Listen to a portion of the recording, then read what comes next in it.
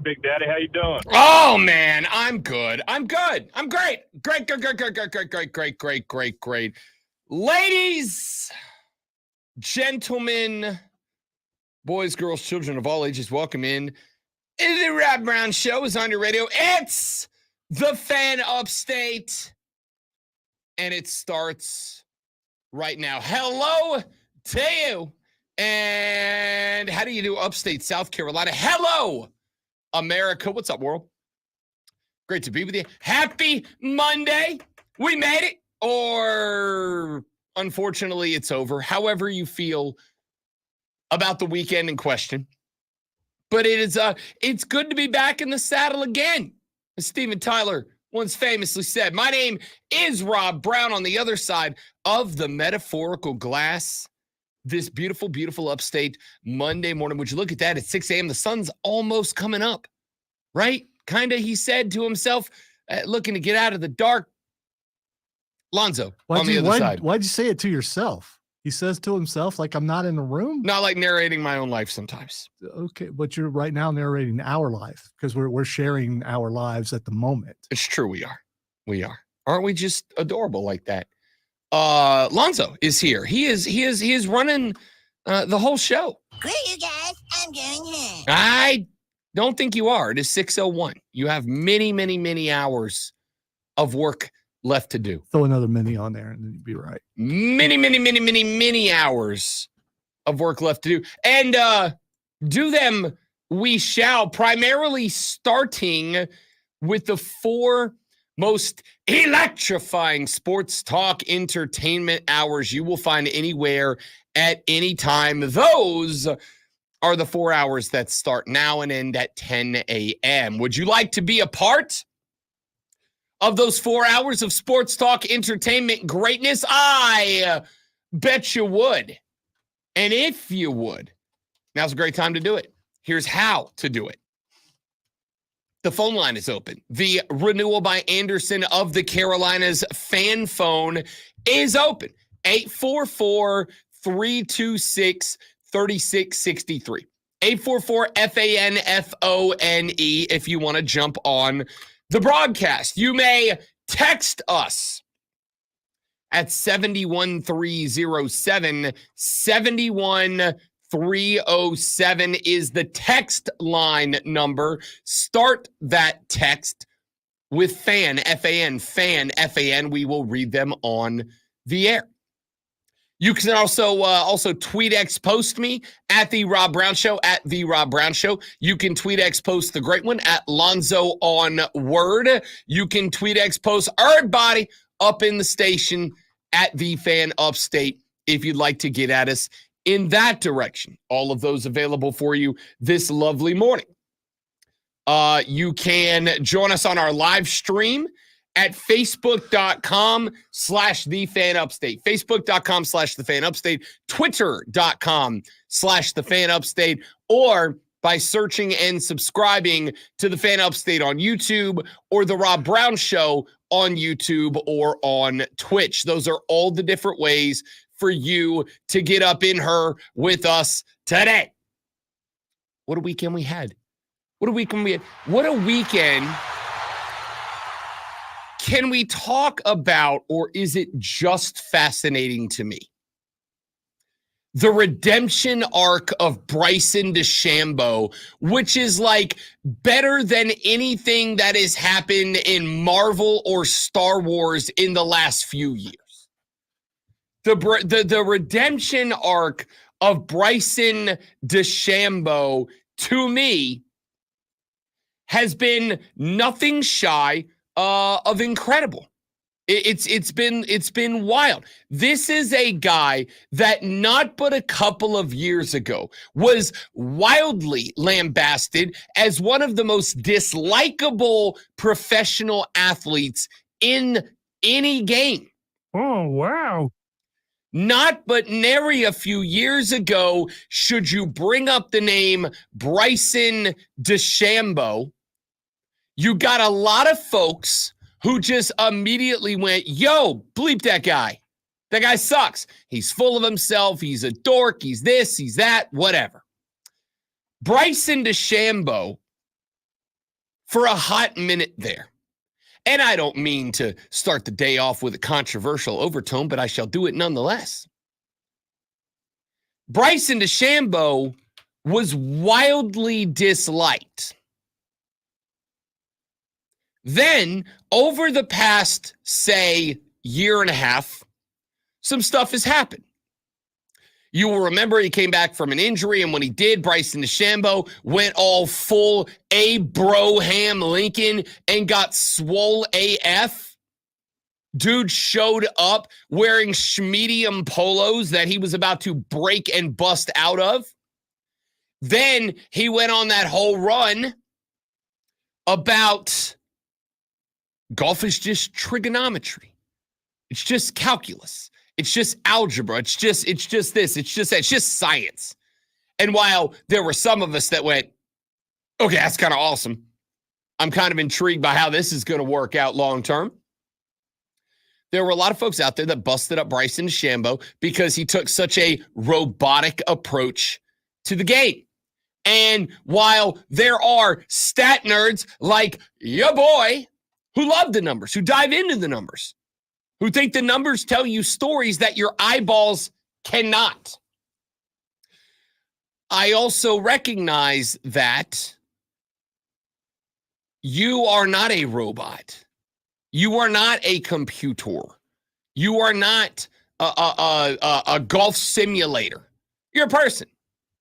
And while you can dial it down to the numbers, at the end of the day, making the plays you gotta make, whether it's a screen pass on a 2nd and 2, or it is knocking down, I don't know, Rory McIlroy, a 3-foot putt on the 18th green with a chance to tie the U.S. Open and take it to a playoff, you still got to go out there and do the thing. And so Bryson DeChambeau, ever since he showed up on a golf course 3 or 4 years ago with a polo shirt that was way too small for him as he was eating weights for breakfast, Bryson DeChambeau has turned that entire image around. He's a different guy now. There's still that element to his game, and he still talks about it, and he still involves it. He still explains it to you. We got some sound from Bryson we'll play later in the show about that. He's still got that nerd element to his game, faux show. But what I can say and what I will say is that Bryson DeChambeau has not just become a regular dude, but he became a dude this weekend. I was there on Saturday at Pinehurst #2 watching the U.S. Open. He has become one of, I think, a very limited number of golfers, but a very limited number of athletes that understand showing emotion and making it about the fans will take you to incredible heights.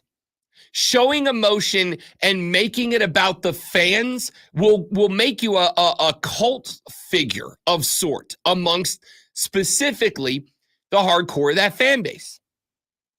I'll give you two quick stories that played out over the weekend. On Saturday, we walked the course. So we showed up there. We got there at, 8 a.m. First tee time was at 8:45. And what we decided to do, went up there with friend of the show, Joey B. What we decided to do was check in the second the gates open. We were on the first bus that pulled up to Pinehurst #2. We went in, we decided to hit the merch stand, so we had the full selection before they sold out of anything. Hence, if you come to the stream, you'll see this lovely, brand new baby blue Pinehurst polo. And I dig the hat a lot, great one. I like the new hat a lot. The royal blue with the Carolina blue open across the front. I don't know. The fact that it's open for what? I mean, if you don't know it's a golf hat, it's like, okay, you're open for what? Anything or almost anything? I mean, I don't know. Multiple reasons why I like the hat. You never know. So went, picked up the new merch, got the little brother a hat, The lady's big into Tervis tumblers. Got her a tumbler from the U.S. Open. Right? Got myself a couple of little knickknacks and paddywhacks to put around the offices. And then we decided, well, let's do this. We got 45 minutes. Let's just go walk the front 9 and then make our way back. So we did. We walked the front 9. Then we came back. No, excuse me. We walked the back 9. Then we came back, walked it backwards. Then we came back and we watched Brooks Koepka take off at 1 along with Francisco Molinari. Did you see what Francisco did on Friday, by the way? My man was a stroke off the cut line. Taking off his last hole, he's got to get a hole-in-one to make the cut, and he does it. Most ridiculous thing I've ever seen. So we're watching Brooksy and Francesco Molinari play their golf. And we walk with them through 10 holes. So we've now walked 19 holes of golf. Joey B and I have tickets to the 11th hole grandstand. So we go to our grandstand, we go grab a beer in our seats. Okay, how's that work? So you have to have separate tickets for each grandstand? Or yes, so you are free to walk anywhere you want on the course, but most of the tickets come with access to one grandstand over one green. Every green's got grandstands around them, and there are public grandstands. So if you just have a ticket, you can go. We went a little further by getting an upgraded ticket that allowed us to get to a reserve grandstand, which had its own concession stand and its own food bar and its own restroom. Very 1%er. Very 1%er, and I shan't even try to hide it today. Good for you. I don't care. So we went up to 11. And we started watching the boys came through. And then they're like 11 backed up to 12. 12 was a big open drive hole, big wide open. Like guys were stepping on the gas on the drives on 12. So we'd watch a guy play his approach on 11, make his chip, make his putt. Then we would leave the grandstand, walk over to the 12 tee box, watch that guy tee off and go away from us on 12, come back to 11, watch the next group come up. We're just alternating that and forth. As we get to the end of the day on Saturday, and we get to the last 2 or 3 groups. I think DeChambeau was second to last group on Saturday. We're like, all right, here's the play. Actually, I think it was the last group. We're like, here's the play. Let's watch DeChambeau play his drive, his approach, his putt on 11. We'll walk over, we'll watch him drive on 12, and then we'll get out of here. Because at this point, we had been there, I think, 10 hours. And I don't know if you can tell because it's low light in here. Your boy is baked, roasted, fried. I didn't think you did that growing up on the beach. I mean, no. In fairness, it's been a while since I've been to the beach. Your boy is medium to medium rare right now. All right. So if you see Rob in the hallway, come up and give him a hug. Only if you try to catch these bleeping hands. I try to hit my bleep button and my computer's decided it just mutes itself all the time. Only if you want to catch these hands. Someone dare Fat Boy. Fat Boy can get this work today too. I don't care. He might end me, but he will get that smoke on the way down if he does it. Now, in fairness, it's not my back. I was on the beach. I have my shirt on, but I am rocking a ludicrous farmer's tan right now. Well, we are in South Carolina, so True. It's fine. So we watched Bryson DeChambeau drive. Well, in order to watch Bryson DeChambeau drive, you exit the grandstands on 11, you walk around the back, and then it wraps around to the 12th tee box. So we watched DeChambeau hit his approach. He hit it into the bunker. Then, much like he did on I think it was either the bunker or the rough right next to the bunker, but much like he did on 18 yesterday to claim the title, hits a stupid approach shot. And after he puts the ball in the hole, the fans are going bananas. Bryson DeChambeau, Joey B and I watched probably legitimately 40 golfers come by 11 on Saturday over the course of the day. Most of them, though, you've seen the golfer wave of acknowledgement where they grab the ball out of the hole and then they'll just kind of like hit you with that, just like they'll just kind of raise the hand up. Yeah, for sure. DeChambeau like acknowledged everybody in the crowd, raises the putter to him, gives him the whole shebang, like full acknowledgement of what the crowd was doing. Then As he leaves 11, Joey B and I exit the grandstand. We walk around to the 12th tee box. We want to cross over 12 because it had a better angle to see where his drive goes down the fairway. So we cross over 12. We get to the other side. Here comes Bryson DeChambeau, walks up to the box. And I'm watching the guy walk up to the box. This is in the middle of not the last round of the day, a competitive round, a round that is going to determine how much, if any, of a lead that Bryson DeChambeau is going to take into the Sunday final. And what is this guy doing? As he walks from 11 to 12, great one, he's fist bumping every kid he walks by. He's high-fiving people. There was a gentleman there in a wheelchair, a special needs gentleman there in a wheelchair. Bryson leaned over and gave him a hug and dapped him up.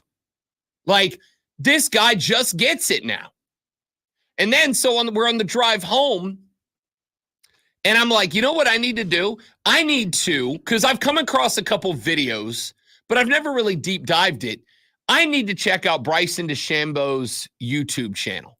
So I did. And he's got on that YouTube channel, he's got some great stuff, man. Like, if you've never seen it, and if you are a golf guy, Bryson DeChambeau's YouTube channel is a gold mine. I went in there. I think I've talked about this one before, but there is a video on there of where he plays golf with a set of golf clubs from the 1930s. There is a golf video in there where he goes and he attacks a course with the cheapest golf clubs he could find at Walmart to see if, are we selling golf clubs to guys that maybe want to get into the game, don't know if they can spend money? Would the equipment damage their ability to play? Like, it's a phenomenal channel, man. So I went and looked it up. And then I looked up the analytics of his channel because, again, I'm a gigantic dork. Bryson DeChambeau, that one guy by himself, according to the analytics, this was all before he won yesterday, will surpass the YouTube subscriber count, great one, of the PGA Tour itself. One guy. Going to outdraw the entire tour on YouTube because he's just like the redemption arc of Bryson DeChambeau made it great to renew my fandom of this guy on Saturday to be able to celebrate his win yesterday. We'll talk a lot about the Open today. We'll get into the NBA because, my goodness, on Friday, Rob Brown said, we're going to have a sweep in both. And both the teams on the verge of sweeping did not lose. They got their asses beat. He also got the true definition of a blowout. Yep. It was embarrassing. I sat in North Carolina in a little BS dive bar Friday night at 11:30, trying to explain myself before I went live on a stream to do it, and then was like, nope, you know what? Just eat it. Just eat the crow. Get on the air Monday. So here we are. Back after this on the Rob Brown Show with the Fan Upstate.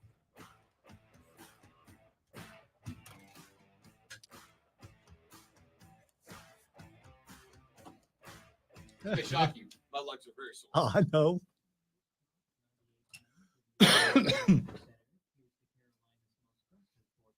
Thought he was going to eat it there for a second. Like, oh no. We've got to Rob Brown down.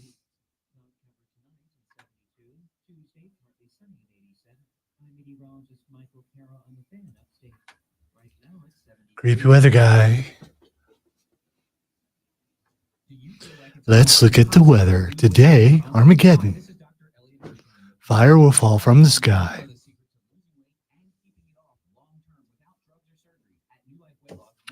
Frogs will suddenly have a desire for human flesh. And it might rain.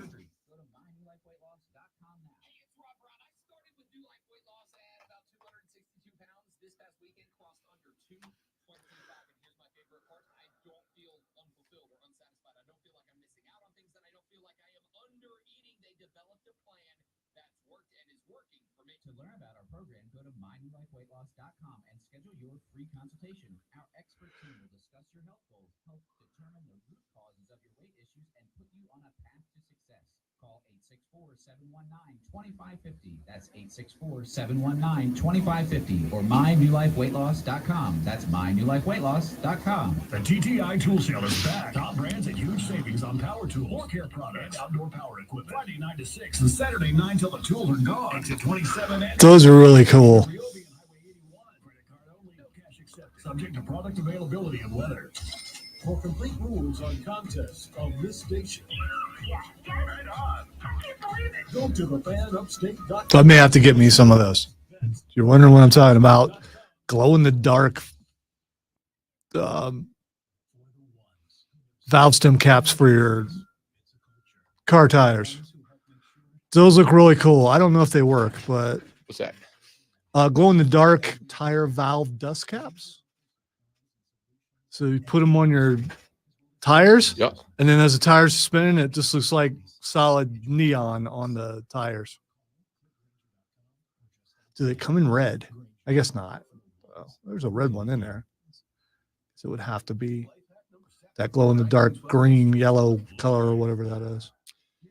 Hey, do you want to play hooky one day this week and go see the Star Wars exhibit at the Upstate County History Museum?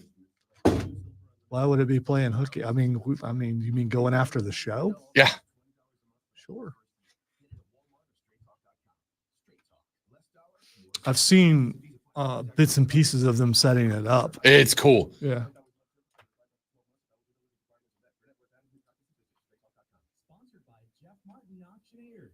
Jeff Martin Auctioneers presents the two-day East Coast Construction and Transportation Public Auction in Pelzer on Wednesday, June 19th and Thursday, June 20th. Bid your way live. All right, stream, where you guys at? It's hot outside, man. Come on.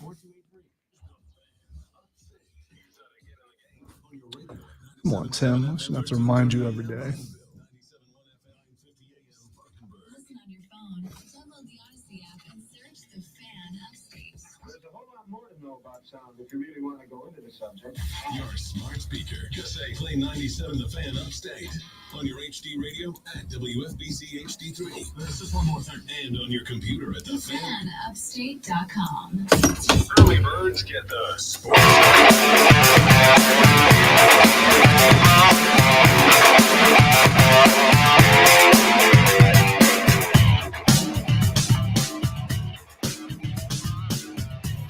The Rob Brown Show carries on. It's the Fan Upstate. Welcome back, ladies and gentlemen. Spectacular, as always, to have you. I am Rob Brown, the great one, Lonzo, on the ones and twos today. Should you elect to be a part of the radio broadcast, there's a very simple, fun, exciting way to do it. It is the renewal by Anderson of the Carolinas fan phone at 844-326-3663. You can text us 71307. Start your text with FAN, F-A-N, FAN, F-A-N. We'll read them on the air. You can also tweet us at The Rob Brown Show. Shoot us a follow there. Follow Lonzo at Lonzo on Word. Follow us all at The Fan Upstate. We'll be off and on about the U.S. Open today because I know golf's big, but I also know it is still, as much as I love it, it's a niche sport, right? Like, I know it's not something that is going to knock the pants off of everybody, but for those of us that are golf guys and golf gals, it's a great weekend. It's a great weekend with a lot of drama to it, right? I talked a little bit about it last week. And then today, it's all that much more impactful even than it was last week. And I'm going to tell you, I fist bumped myself a little bit last week for bringing this up, that for bringing this up in a way that proved fruitful this weekend. And that is, as we have mentioned, the redemption arc of Bryson DeChambeau, which has been stellar to watch. If not for the golf aspect of it, which is a golf guy, Bryson DeChambeau is a hell of a golfer to watch right now.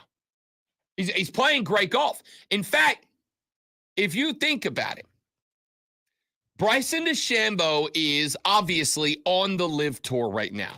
And here's how I knew what Bryson DeChambeau is doing is special. Joey B and I were driving back from the tournament Saturday evening. We decided to haul it back after the show. And we were having this conversation. Like, think about this cat. A couple of years ago, he was one of the most unlikable clowns on the circuit. A couple of years ago, he and Brooks Koepka were throwing shade at each other publicly. A couple of years ago, everybody on the tour was busting this guy up for being a bit of a dork, right? And now he's arguably the most likable guy on the tour. Realistically, right now, today, name me another guy on the tour that is more likable than Bryson DeChambeau. I challenge you to do it. I don't think there is one. There are other guys that are likable, but I don't think anybody else is as liked right now as that guy. We went on and on about this for about 15, 20 minutes on the interstate on the drive home. And after about 15 to 20 minutes, Joe said, you know what the most disappointing thing about this is going to be? And I said, what's that, Joe? And Joe said that he's going to go back and start playing Live Tour events, and this is the last time we'll see Bryson DeChambeau until he wraps back around to the Open in Britain. Maybe live, but you can watch the Live Tour on CW. I don't disagree. So you can watch them on CW. And yet I have not, right? I have not. I'll tell you right now. Let's play a little game. Text line's open, 71307. Honor system in play. Text me where the next Live Tour event's at. Just I don't even need the name of the golf club. Text me where it is. Text me the country it's in. Where's the next PGA Tour event? We're going to the Scottish Open in a couple of weeks, and that'll be the next big one that I'm excited about. That's not the next one, though. Again, the PGA Tour is on its TV every single week. Is Scottish Open next? I think there's a break between the Open and the Scottish. It's the Travelers. It's the Travelers Championship in Connecticut this weekend.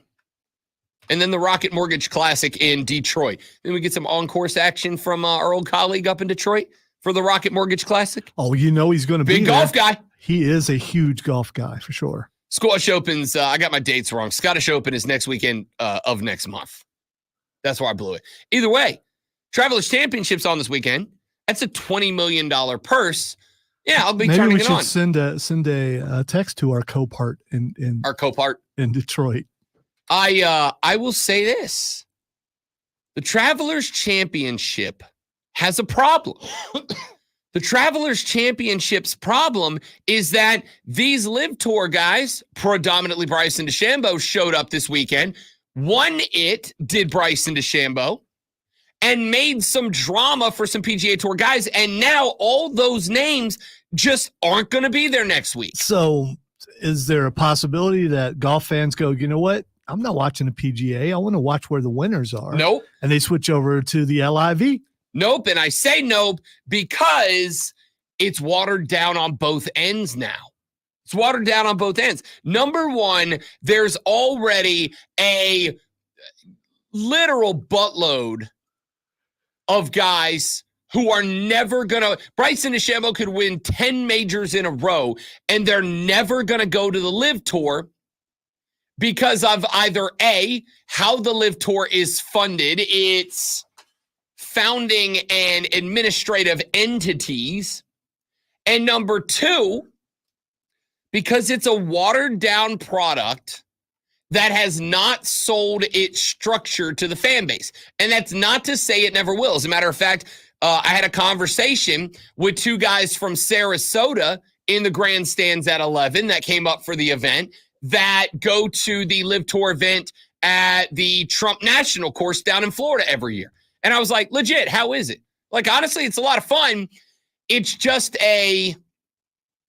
it's a different vibe, right? Because the Live Tour turns their tournaments into more of a party atmosphere. They got DJs and dance music around the when we walked into the US Open this Saturday, What you go through the little funnel in, and then they have the pavilion for the fans, but there's not really anything happening, right? They got a bunch of tents set up by sponsoring companies that are trying to sell you stuff. All right, I'm not here to buy a new credit card, bud. I'm here to watch some golf. They got a gigantic merch tent, and then there's really nothing else to do but watch the golf. Fine, that's great. That's what I'm here for. I didn't spend that much money on a ticket to go whatever. What, do you want a golf experience where you can get out there and I mean, like they no, but like I'm saying the NFL there's not like NFL games, right? This is one of the things that they're trying to do with the money that is being hunted down by TEP. Is they're trying to build a big outdoor fan area outside of the stadium that'll have music and televisions and food and drink and all this. And they didn't really have that at the Open. Now, as I think I said last week, this was my first PGA Tour event. I've been to a lot of Champions Tour events, Senior Tour events. I've been to a number of Women's Tour, LPGA Tour events. That was my first PGA Tour event. And I really didn't know what to expect. I did expect more in terms of, I don't know what the word I would use for it is, sideshow, I guess.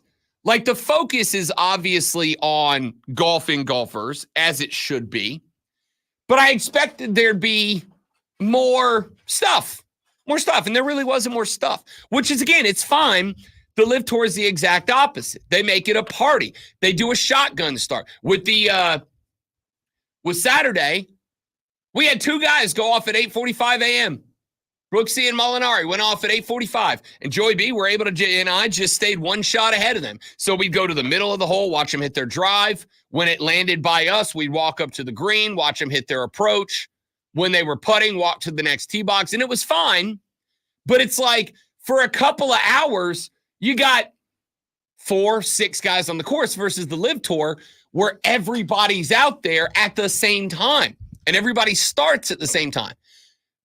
Regardless of the structure or the format, and whether or not it will long-term win things over. Because, Lonzo, you and I have had this discussion many, many times. You know what you want? You know what you have to do if you want people to buy into a change that you've made in a sport? Just wait. Just wait.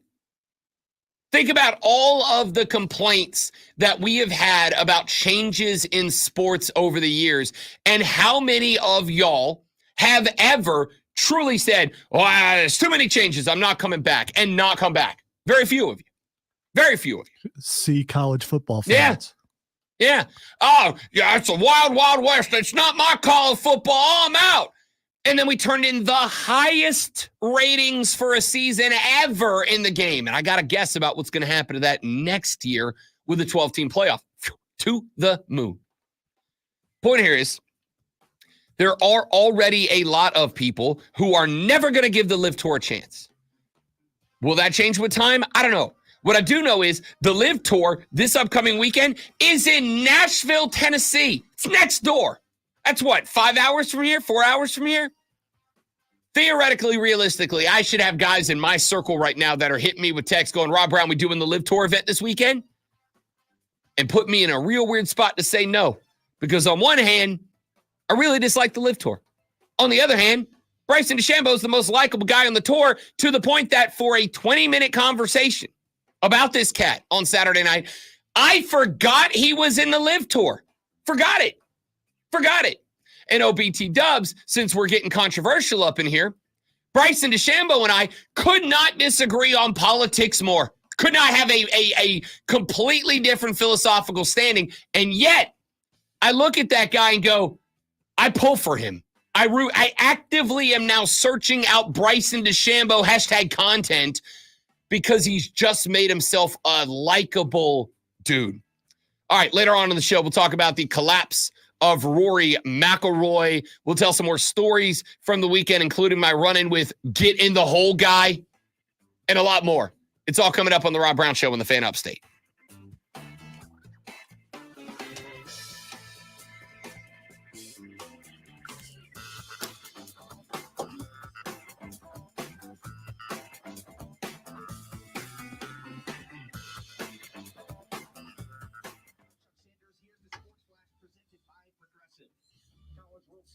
action on Sunday. Tennessee beat North Carolina at 6-1.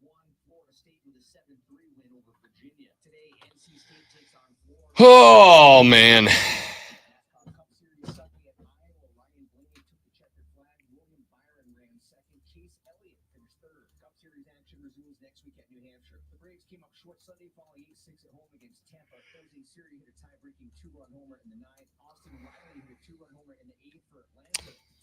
Oh, I guess Monday Night Raw's must watch tonight now, huh? Yeah, but there's a problem. NBA's on at the same time. Oh, that's right.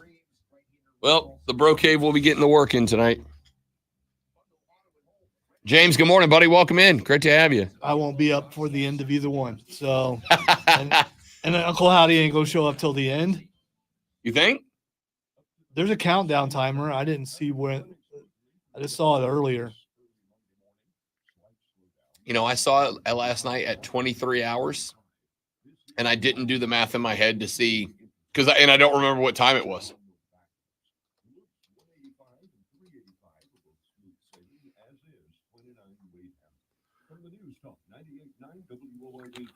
Okay, I don't. That still says 22 hours. That's not right. As a maintenance engineer, he hears things differently. To the untrained ear, everything on his shop floor might sound fine, but he can hear gears grinding or a belt slipping. So he steps in to fix the problem at hand before it gets out of hand. And he knows Granger's got the right product he needs to get the job done, which is music to his ears. Call, click Granger. So apparently the counter started like 3 days ago. Started last week. Yeah.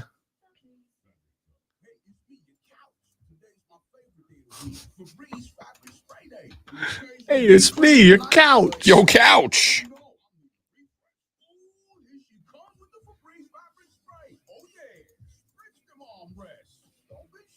Nothing like a good spray down. Get me smelling so fresh and clean. Don't forget my bag. Nice. Febreze fabric spray. It's just that easy. Now we can both breathe. Happy Febreze. La la la la la. Now at O'Reilly, get 2 bottles of Lucas Fuel Treatment for $9 and receive 2 times O Rewards points. In store only at O'Reilly Auto Parts.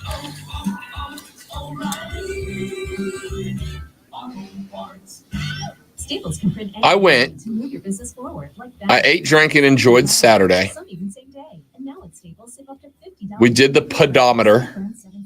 We turned in about 6.5 miles over 8 hours of walking Saturday. I somehow lost weight this weekend. I was sweating. I was going to say the heat. Everything. Yeah, for sure.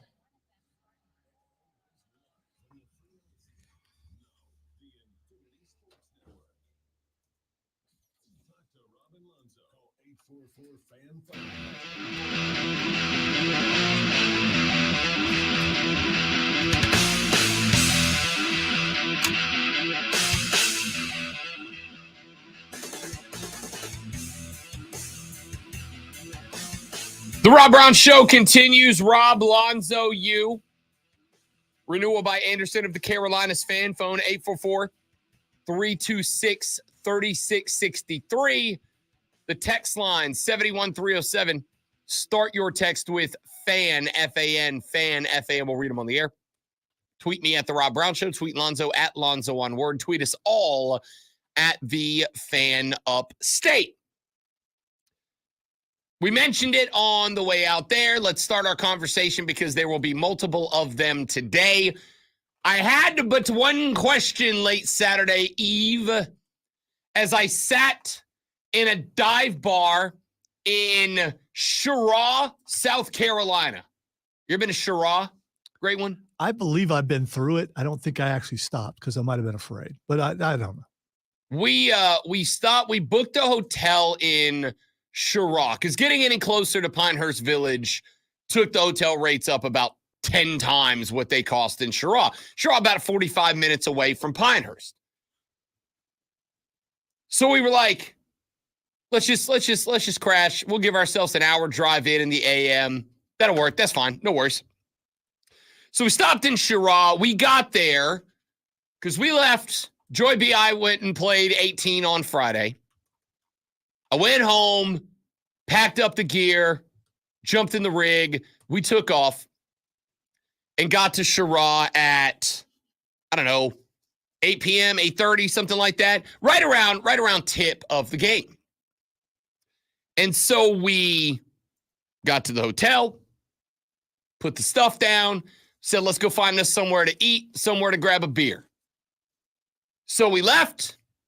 We drove to a place that I was going to remember the name of because I was going to shout him out, and then I just forgot what it was because I'm a bad person. Either way, we drove to a dive bar and sushi grill. Okay, hold on. I mean, that's rolling the dice. What are the restrooms like there? I'm just curious. Very shockingly clean. I don't know how to say this without sounding like the worst person. Okay? But I want you to know, this is exactly why I picked the bar. You bounced up in there at 8:30. There's basketball on the television, and scattered around the bar are the most eclectic group of people that I could describe to you. All right? There was one table that had to have two gramps in there. I mean, they had to be in their 80s, knocking back shots of whiskey like they were sponsored by Jack Daniels. There was a ongoing birthday party of a young lady in her early to mid-20s. I mean, this place was just a beautiful little subsection of America. And also just a dirty little dive. Very kind. So they were like, we'll stay open as long as y'all keep buying. We're like, all right. So we sat there and we watched the game. And as we proceeded to watch the Boston Celtics get the kicked out of them by the Dallas Mavericks, in what was, and I mean this, the most unexpected result of a sporting contest in my life. I do not mean an upset. I don't mean a shocking upset. I've seen a lot of shocking upsets. What I mean is that was the most one-sided, lopsided, shocking bleep show of a game in my lifetime.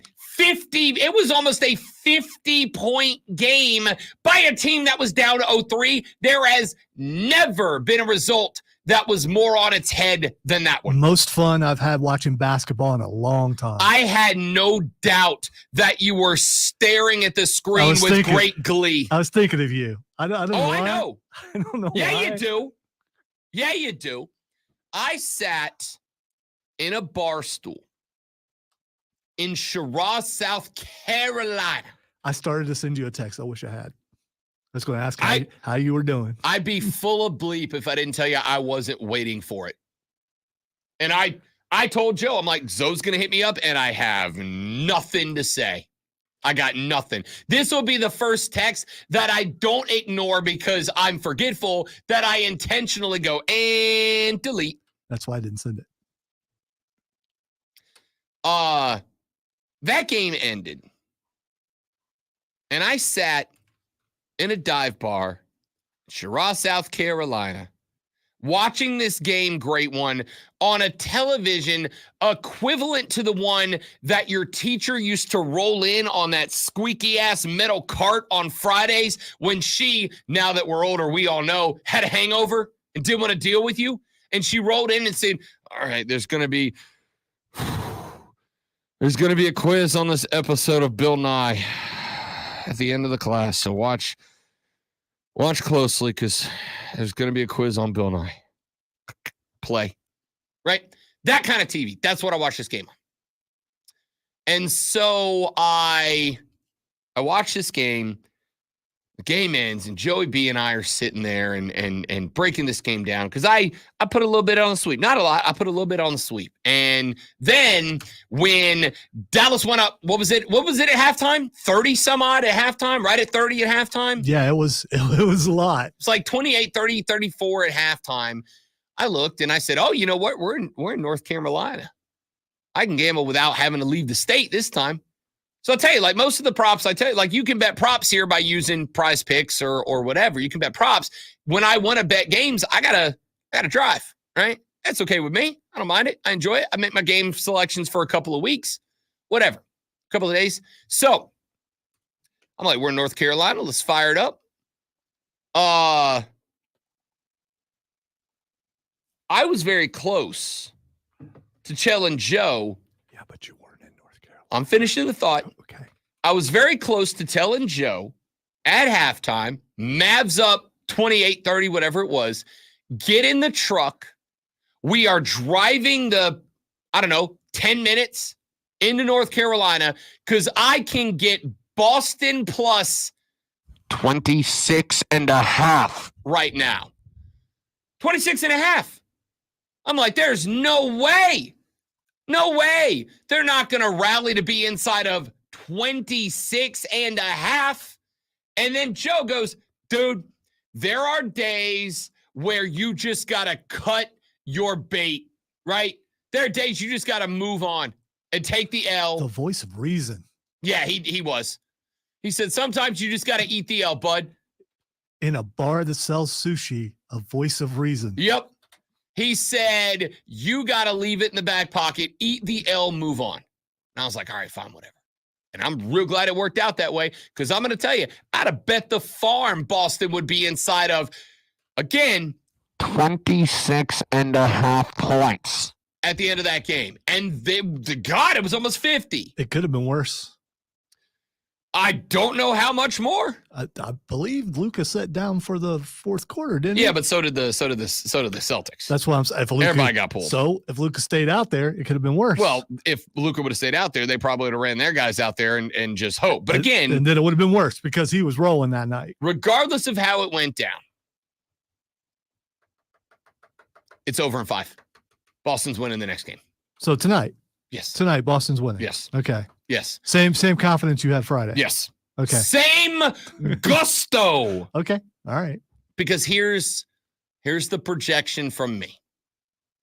Everybody is going to lean hard into, see, Dallas, see, they're better, see. But here's the reality. Shots finally fell that we're not falling the first couple games. I mean, if correct. And then where do they play tonight? In Boston. Not at home. So? Not at home. So Boston doesn't play well. What do you mean? Boston lost 4 games at home this year. 4. They lost. Are you sure about that number? Yes. You're absolutely sure. In the regular season, they lost 4 games at home. All right. I know it doesn't sound real. In the regular season, Boston lost 4 games at the house. And if I recall correctly, like 2 of them were in the last week and a half after they had long clinched the number 1 seed. Well, here's what I hope. I hope Boston comes in with the same attitude that you have. That's, we got this, because that's the attitude they had Friday, and you see what happened. See, I disagree. I don't think it was. I think the attitude they had Friday was, let's go in there, let's make it a. And I'll tell you for the record, because this series, for those of you that are not watching, this series and the Stanley Cup are the same series.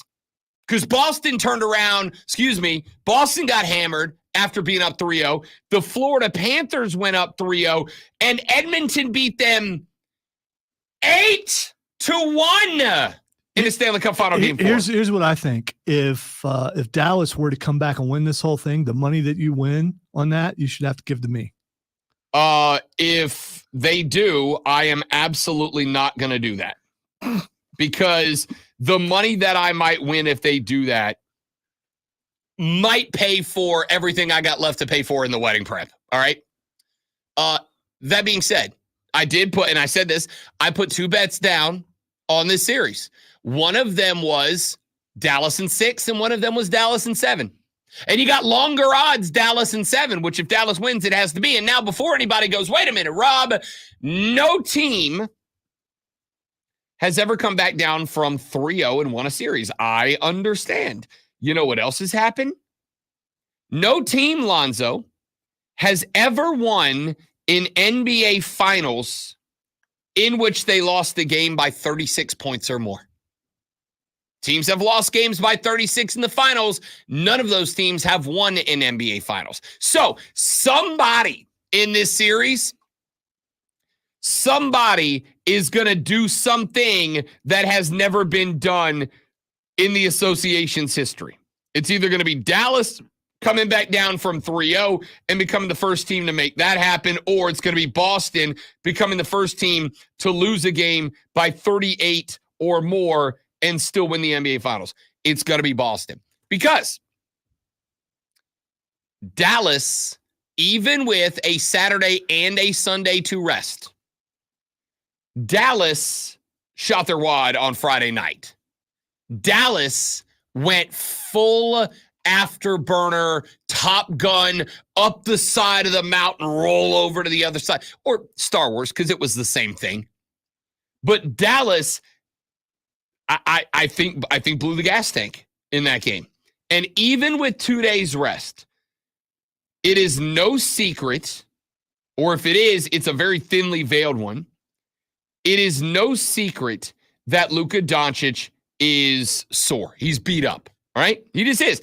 Did he play an incredible game Friday night? You're damn right he did. He was finally Luka Doncic. Kyrie Irving, going back to Boston, where he stank the first 2 games that they played there. I think Dallas had one of those leave it all on the floor, come back with your shield or on it kind of nights. And I don't see how they follow that up with another similar performance. And I don't think I trust Dallas if this is a 4-point game either direction going into the fourth quarter. Now, I will say this. Luka looked a lot better. Looked like he had calmed down, right? Looked like he had taken all the criticism to heart. Looked like when he wasn't getting his way, he had kind of reserved it to, I'll just go sit on the bench and let the boys chirp for me. And I respect and appreciate that. That's a shift of mentality that I think Dallas had to have out of Luka Doncic. But again, not only do you now have to go back to Beantown, but now you have to go back to Beantown, and you know how their fans feel right now. They can say they're not. Their fans got to be, like, making diamonds right now, as the expression goes, right? Nah, they're like, it was just one game. It ain't no big deal. We got this. I mean, that's the thing that people that are very nervous say. It's just one game. It's just one game. What are we worried about? And for the record, I absolutely actually do agree with that. I do look at it as it is one game, my guys. Like, maybe let's not lose our damn minds over this. It is one game. Granted, it was an ass whooping of a one game. It's one game, but you saw what happened. That was bad. But I think that there came a point, even with the starters left in, I actually think that Boston waved the white flag about midway, 8 minutes left to go in the third is around when I think Boston waved the white flag. However, what I think Boston did was, even though they were ready to go ahead and concede that game, which I think they did, they were ready to concede that game, and I think they did so, but elected to leave the starters in anyway. And the reason you leave the starters in is because you know that's a game that Dallas has to keep the pedal pinned to the proverbial metal. And if you bring out your starters to rest them, Dallas gets to rest theirs too. So you leave your starters out there and put another level of exhaustion on them to make Dallas do the same thing, because Dallas is full tilt, full afterburner, running out of gas on this, and your guys aren't. So I think Boston played an interesting strategy, and I do think they'll be ready for tonight. I think they will get the win. If they do not, tomorrow, Lonzo might be insufferable. We'll find out. I'll tell you what else Lonzo is, an absolute Bryson DeChambeau of sports flashes. Insufferable, no. Endearing, obviously. In the College World Series, the Tennessee Volunteers demolished the North Carolina Tar Heels 6-1 to remain perfect in the top half of the bracket. North Carolina and FSU will play Tuesday, with the winner advancing to take on the Volunteers. Meeting tonight, NC State plays Florida in an elimination game, with the winner advancing to take on the loser of the Kentucky versus Texas A&M game. The winner of that contest will need one more win to advance to the title series. I hope you're not confused. Ryan Blaney got his first NASCAR Cup win of the year late last night in the Iowa Corn 350. Blaney led 201 laps and beat second place William Byron. Make sure you tune in this afternoon from 3 to 7 p.m. for our brand new spanking local show, Wire to Wire. Cole, Bryson, and Diesel. Get you up to date on the latest local and national sports news. Great guests, great debate. It's all Wire to Wire.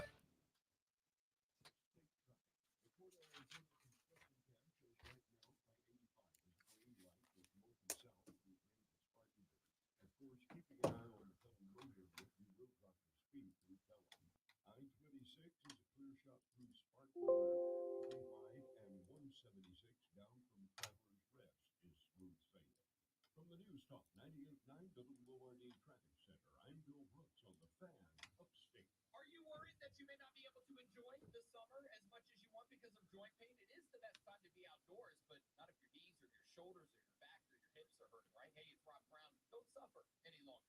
Non-surgical joint pain relief is here at QC Kinetics. Call them right now. QC Kinetics is the nation's leader in regenerative medicine. I am talking. But it adds up.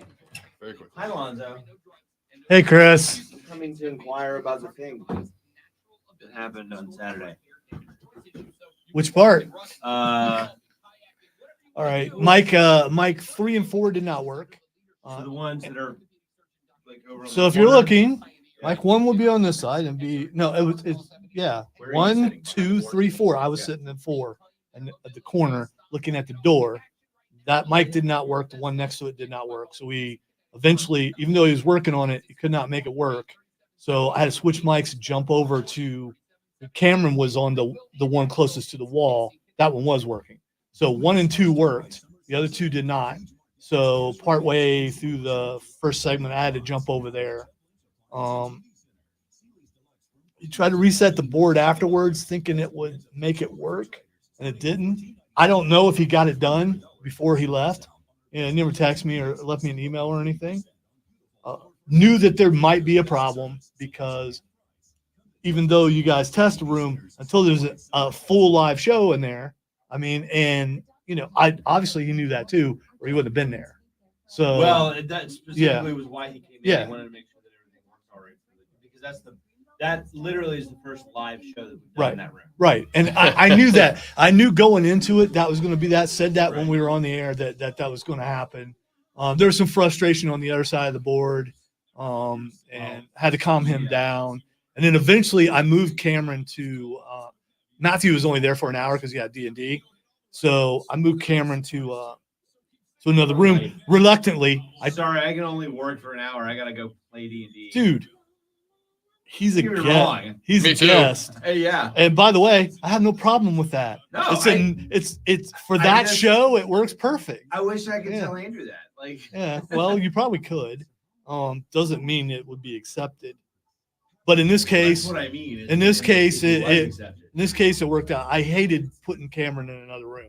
Andrew's like, well, it should be all right. I'm like, yeah, I don't want to. What if he kicks something? And what if he kicks a wire or something and it doesn't work for Charlie? I mean, in the end, then he can't come anymore and I get in trouble. So, but it worked out okay. I mean,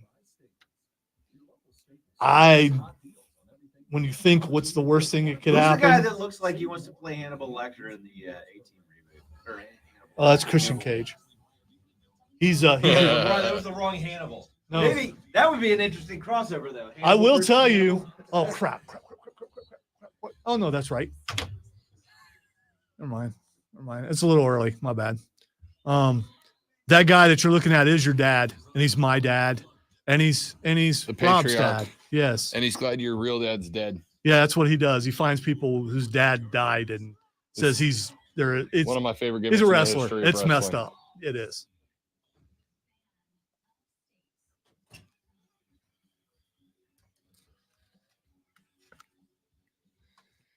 And away we go. Our Numerados of the Rob Brown Radio program starts now right here on the Fan Upstate. Rob Brown and the Great Lonzo with you. The renewal by Anderson of the Carolinas fan phones open 844 FANFONE. That's 844-326-3663. You can text us on the text line. It's open for you as well at 71307. 71307. Start your text with FAN, F-A-N, FAN, F-A-M. We'll read them on the air. You guys are quiet this morning. I do not care that it is Monday, all right? I need you. I need you up.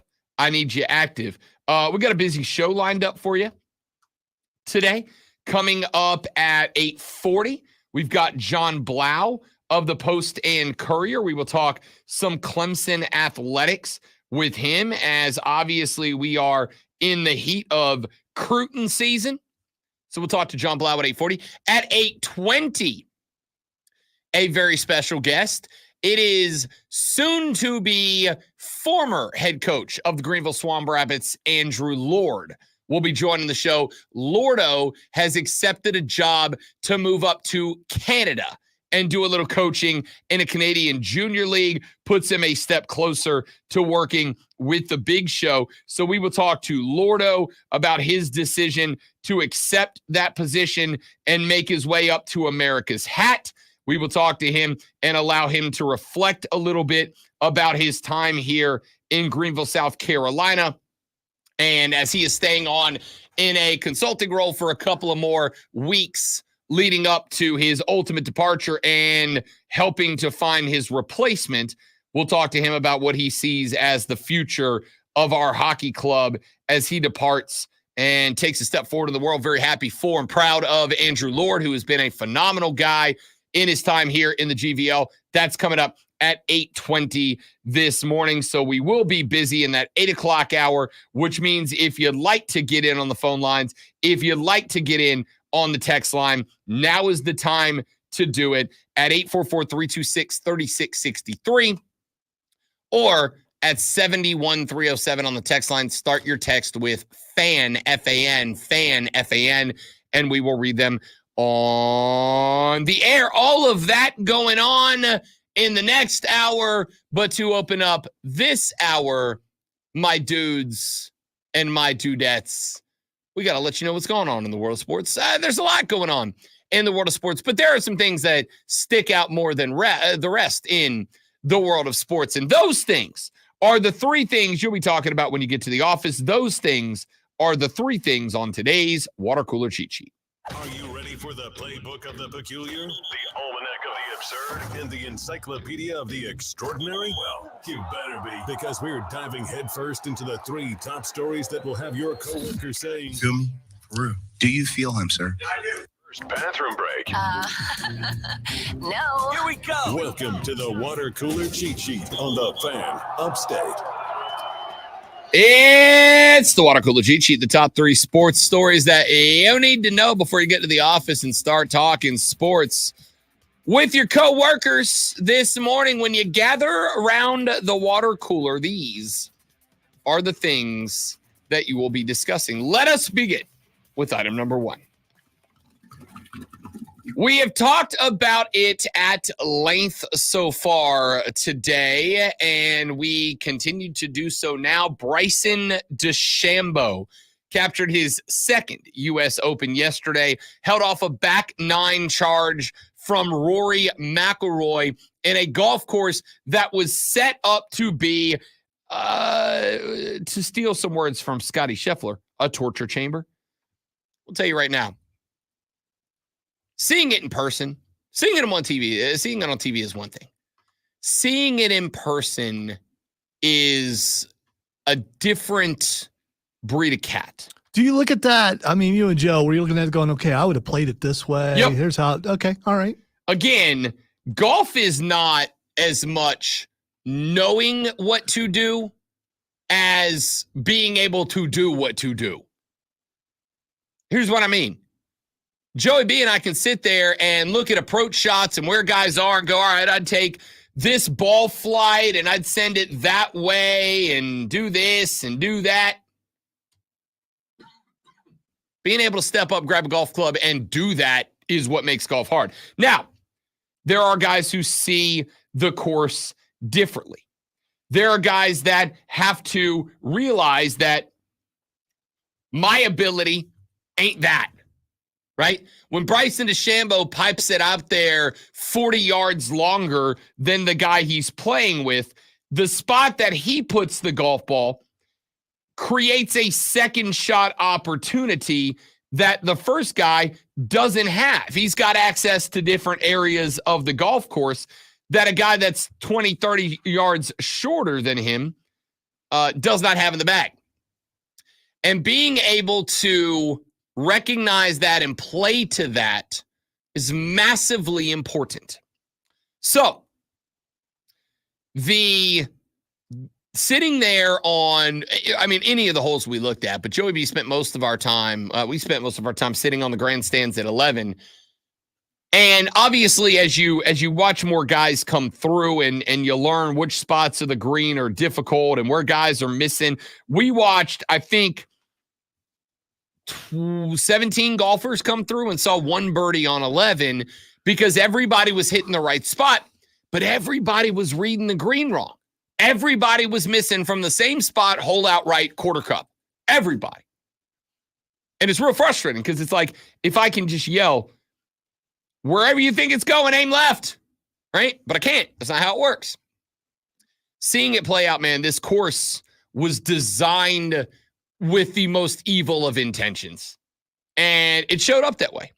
It showed up that way. Bryson DeChambeau answered. Now, I will point out that Rory McIlroy had a real opportunity in the closing moments of the contest. Rory McIlroy had a one-stroke deficit to make up with 4 holes to play, while Bryson DeChambeau spent Sunday scrambling around the course. A ton of shots in the, what do they call it? The native area. Sand and pine straw. Like a lot of sand and a lot of pine straw. A lot of scrambling for Bryson DeChambeau, which opens the door for anybody that can go birdie hunting to walk in. Rory McIlroy was that guy. And then he got to 15 and he bogeyed it. And then he got to 16 and he bogeyed it. And then he got to 17 and he had a chance to par it or to birdie it and he parred it. And then he got to 18 and he stands over a putt on 18 that gave him an opportunity to potentially tie up Bryson DeChambeau or at least force Bryson DeChambeau to birdie 18, or else this thing would have gone to a playoff. And Rory McIlroy missed a 3-foot, 9-inch putt that would have given him at least a chance to win. Here's the wildest part about that, and the part that I found the most interesting of that. There's a dude on golf that's just a stat guy, a nerd guy. And he went and he looked it up. Putting in, I said 3 foot 9. It was 2 feet 9 inches. To either send it to a playoff or at least force Bryson DeChambeau to birdie for the win, or if Bryson DeChambeau bogeys 18, win the thing outright. 2 feet 9 inches. He missed it. He was 496 for 496 from inside of 3 feet this season, going up to that putt. He has hit 497 putts from 3 feet or shorter this year. He has missed one of them, and it was the one that we would learn a handful of minutes later when DeChambeau finished up that would have forced a playoff between him and Bryson. So all the video that I'm seeing of Rory leaving and leaving some rubber on the road, that's real. Yep. Okay. And we are going to talk about that coming up in just a minute.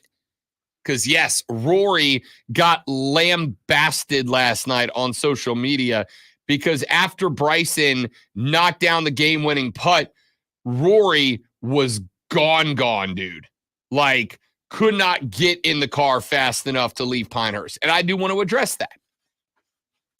But Bryson DeChambeau wins his second U.S. Open at Pinehurst this weekend. And boy, howdy, it wasn't fun. It was. Item number 2 on the water cooler cheat sheet. The Braves trying to get it going. They're trying to get it going. Atlanta had a 3-game series with the Tampa Bay Rays this weekend. They took game 1, 7-3. They took game 2, 9-2. Yesterday, they lined it up for the sweep, and they did not get it done. Now, in fairness, there was a little bit of tragedy that struck that may or may not have had some mental impact on the Braves, as ex-MLB big leaguer, and hitting instructor Mike Brumley, we found out he was killed in a car accident on Saturday night in Mississippi. 61 years of age, played in the big show from 87 to 95, most recently served as a minor league coach and instructor for the Bravos from 2018 to 2022. But in that time, and up until just a few weeks ago, when he was flown out to Baltimore, Maryland, he had been working with Braves third baseman and returning all-star Austin Riley on hitting. He had a very close relationship with a number of the Atlanta Braves. He passes away. The Braves still have to come out and play on Sunday, and they drop the final of that series 8-6. They did go with the rookie hurler Hudson Waldrop. Once again, Waldrop gave up 6 earned runs and struck out just 2, a pair of dingers allowed as well, in just 3.1 innings of work. Hudson Waldrop, within hours, was reassigned back down to minor league baseball. Not a real shock, all right? My guy had very little time to develop in the minor leagues, very little time to learn the big league ways before he got the call up due to the rash of injuries the Bravos have suffered. They wanted to be able to lean on the pen. They were for a couple of innings, as the Braves were able to get a handful of dingers out of this one. Travis d'Arnaud went yard in the second. Austin Riley went dinger in the 8th. Jared Kelenic went dinger in the 1st. The Bravos were able to tie that game up in the bottom of the 8th with a couple of spots. But then Raisel Iglesias, a dedicated closer, a guy that has largely been trustworthy for Atlanta, gave up 2 more in the top of the 9th. And ultimately, the Rays would come into the ATL and prevent the sweep. However, the good news is, after that weekend, the Braves now back to 38-31. The Braves find themselves once again well up above the 500 mark that they have been so afraid of for the past couple of weeks. It does keep them checked in second to the Philadelphia Phillies. However, here's the good news. The Bravos have started climbing back onto the winning wagon. Kinda. Let's not get ludicrous. It's like 4 out of the last 5. But the Phillies are 5-5 in their last 10, and the lead in the NL East has shrunk now down to 8. Wait. So they've won 4 out of the last 5, but that's just they're still not back. Yes. Okay. What happened before that, though? Okay, but they've won 4 out of the last 5. Yes, but let's not pretend like the lead up to that wasn't atrocious. They are 4-6. 4 out of the last 5. Are all baseball fans like you, or is it just? I mean, because I don't. You're the Sorry, I lied. 3 out of the last 5, okay. not 4. Okay, you're the only baseball fan that I know, and so, that you know. That I know, yeah. Just period. That you have any communication with. Yeah, period. You're the only baseball fan I know, so I have to base baseball fandom out of your reactions, and I don't know if that's normal or not. I was going to go tell you to meet your neighbors, but then I realized you don't have any. I mean, the Squirrels may be into baseball. I don't know. Atlanta now 38-31. They are 8 games back of Philly in the division. The lead over the Washington Nationals has now grown back up to 12, 13.5 over the Mets.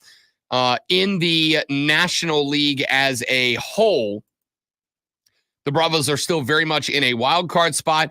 In the NL, the Phillies are the best. They have 47 wins. The Brew Crew have 42 wins. The Dodgers have 44. Those are your division leaders. Atlanta has 38. They are the first wild card team if the season ended today, which means they would open up with the Brewers in round 1, whereas the 37-win Padres would open with the Dodgers in round 1. But obviously, we're not even halfway through the season. I was going to say, why are you talking about round 1 and not even halfway through the season? By the way, I need to amend what I said earlier, I do know more baseball fans because there's one down the hall for sure that I can't forget. Rude. Yeah, well, How dare I you. started thinking about that, and yeah, I don't want to get a text. No, you don't. Don't the audacity of you. He does this root for Kansas City. Though. Are they any good this year? Yeah, they are. Okay, all right, good. The Royals have a better record than the Braves. Okay, cool. They are 41-32. They are 5 games out of the AL Central right now. Their 41 wins would check them in 3rd in the AL Beast. It would check them in 2nd in the AL West right now. The Kansas City Royals today would be the 2nd playoff wild card team in, behind only the Baltimore Orioles. Yes, the Royals are very good this year. Surprisingly good. I thought they'd be good, but this is ludicrous. Okay, I know 2.5 because Snowman's also a fan. Wow. That's audacity. Let's go to item number 3. Men's College World Series underway in Omaha, Nebraska, and it has been very, very interesting. The Tennessee Volunteers last night get a 6-1 win. They smother the North Carolina Tar Heels. Of course, North Carolina advanced from round 1 courtesy of a victory over the Virginia Cavaliers 3-2. The Florida State Seminoles on Friday night. I'm sorry, they got robbed. What do you want me to say? They got robbed.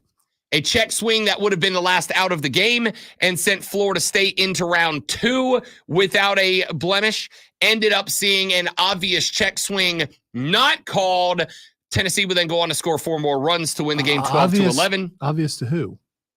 Literally anyone who knows a damn thing about baseball. Okay, so you're saying the umpire that didn't call it doesn't know anything about baseball? Clearly. Okay, all right. Clearly. It was in every sense. And before any one of you smartcastic people goes, there's nothing in the rule. In college baseball, there is. There is. If the hands of the batter extend out past the forward hip, it is a strike. That happened. It was not called. Florida State eats an L to Tennessee. Then on Saturday, we had the opening round of the bottom half of the bracket. Kentucky walks off NC State. Texas A&M able to get by Florida 3-2. We had in the first round 3 out of 4 games get walked off. The other game was a 3-2 final. Then we got to last night. Florida State stays alive with a 7-3 win over Virginia. The Cavaliers have been eliminated from contention. Tennessee smothers North Carolina 6-1. FSU will now get a second crack at Tennessee, but they will need to beat the Volunteers twice in order to advance to the final series. Tennessee just needs 1 win. Coming up this evening, Florida and NC State play at 2:00 this afternoon in an elimination game. The winner will move on to take on the loser of Texas A&M Kentucky. The winner of Texas A&M Kentucky will need to beat the winner of Florida the winner of Florida versus the other team just once to move on. The winner of Florida NC State will have to defeat the loser of Texas A&M Kentucky, and then the winner of that game will have to defeat the winner of Texas A&M Kentucky twice in order to move on to the finals of the College World Series. We will keep you up to date on all of this as the show progresses. Texas says, my wife says I don't buy her flowers. To be honest, I didn't know she sold flowers. Dad joke, right? Yes. Yes. Let's take a break. When we come back here in just a minute, we got some more golf I want to get to. We'll talk some Braves baseball, a little NFL, all coming up on the Rob Brown Show on the Fan Upstate. We like. All right, guys, quick live. We're coming right back. Stay right there, please, and thank you.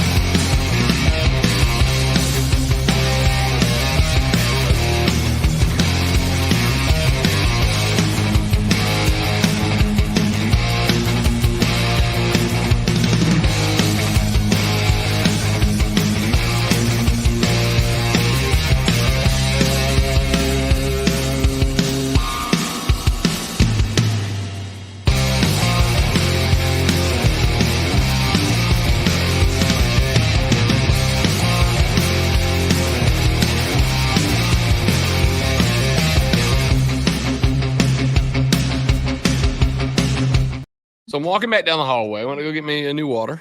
Walking back down the hallway, and I drop my phone. And you know how your instinct is to kick to stop, try to catch it with your foot to stop it from hitting the ground? You ever done that? The ninja kick? I ninja kicked it, and I ninja kicked it so hard that I kicked it back up into the air, and I caught it out of the air. Impressive. I'm wearing flip-flops. It hurts like an SOB because I just kicked a brick right off the top of my foot, and it hurts, dude. Would you rather have a broken phone? No, I mean, I'll sacrifice a couple of foot bones.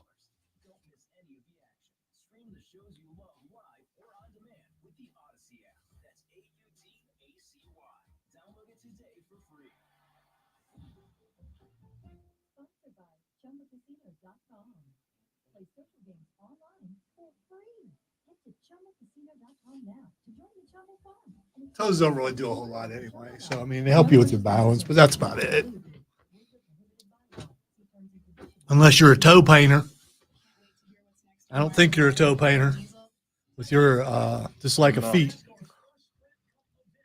I will tell you this. I've been won over by manicures and pedicures. Oh, no. I have. No. I never was that guy. The lady friend, the fiance, loves them. And so once a month, every other month or so,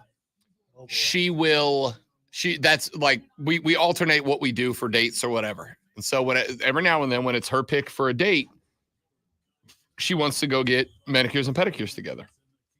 You sure she isn't doing it just so she can make fun of you? No, I'm just she saying. does it because she loves them and she needs one anyway. And if I'm not doing anything, why not spend some time together? And I'll do anything she wants because she comes to all these games and whatnot with me. So I've started to go get them. And I'll tell you right now, it's not so much the toes as it is the little leg massage that comes with them. Oh, it's great. Texas said UNC plays FSU tomorrow. Winner has to beat Tennessee twice Wednesday and Thursday. You said FSU has to beat Tennessee twice. So what I meant to say was, and I apologize, thank you for correcting me, Texter.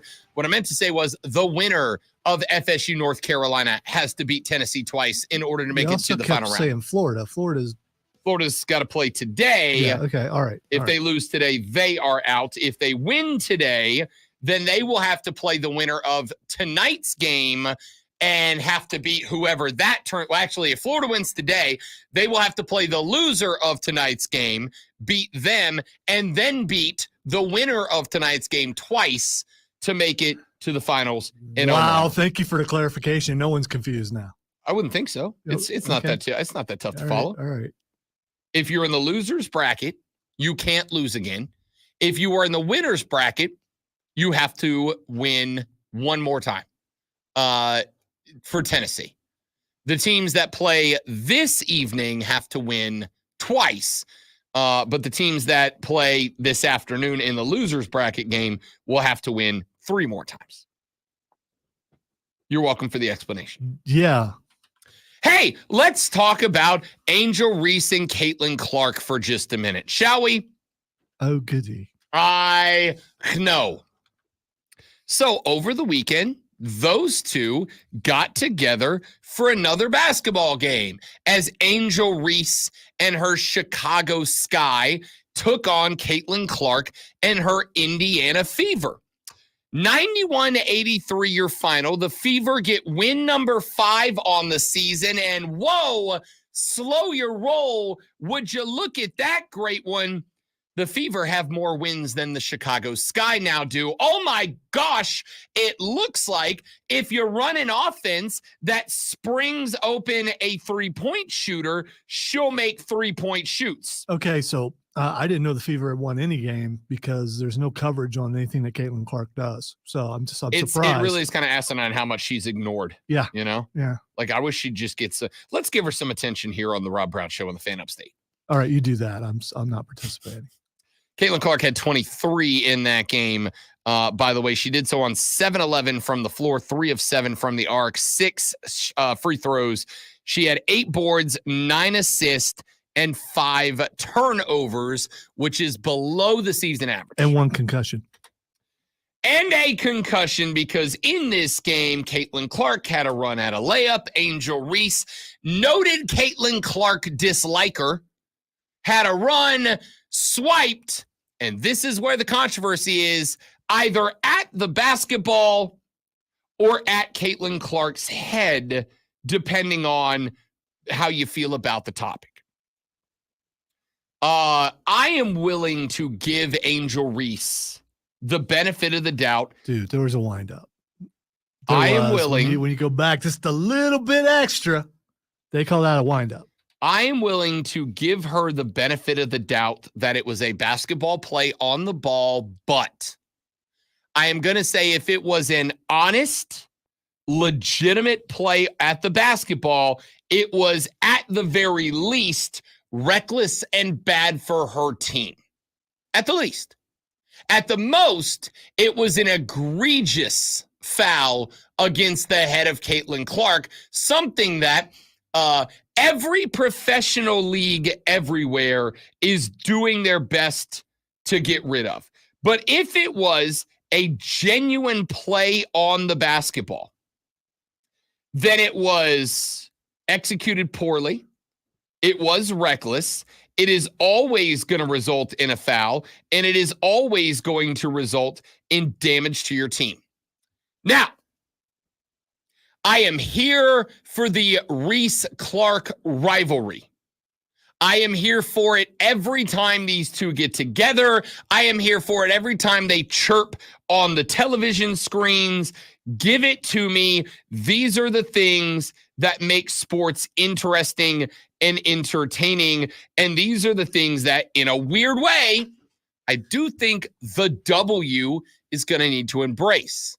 However, Angel Reese, I don't know if it is intentional or I don't know if she is just too oblivious to reality.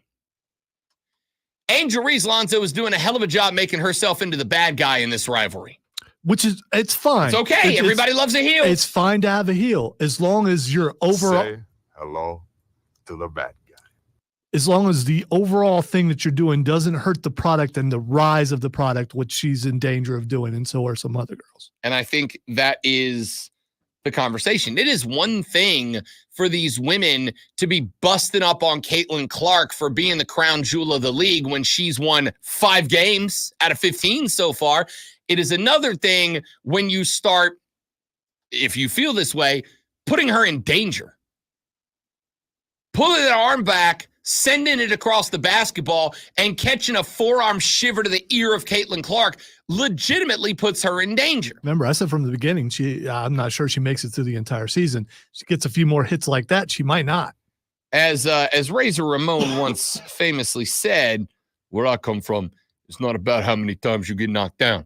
It's about how many times you get up. Say hello to the bad guy. And Caitlin Clark keeps getting right back up. But that's not what got me. It wasn't the foul. It wasn't the hammer fist on Caitlin Clark. It was none of that. What got me was after, in the post-game presser. I'm going to play the audio for you. This is from our friends at ESPN. Here's what Angel Reese had to say when asked about the foul and the incident. It's a basketball play. I can't control the refs. They affected the game, obviously, a lot tonight. So, I'm always going for the ball, but y'all going to play that clip, 20 times before Monday?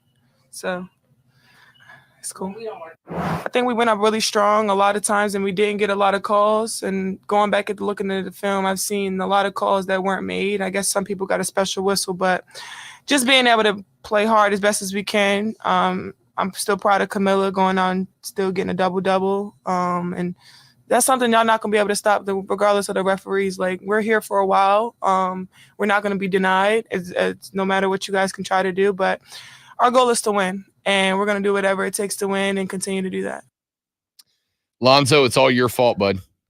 It's all you. It's all me. It's all the refs. It's all the media. It's all the fans. It's everybody else's fault. Yeah, you're including me in with the media thing. Yep. You are media, bud. Gotcha. You don't have to love it, but you are. Wow. I mean, can you get fined multiple times in the same thing? For do they consider this one offense towards the refs, or is it each time she hit at the refs? They'll hit her with one if they hit her at all.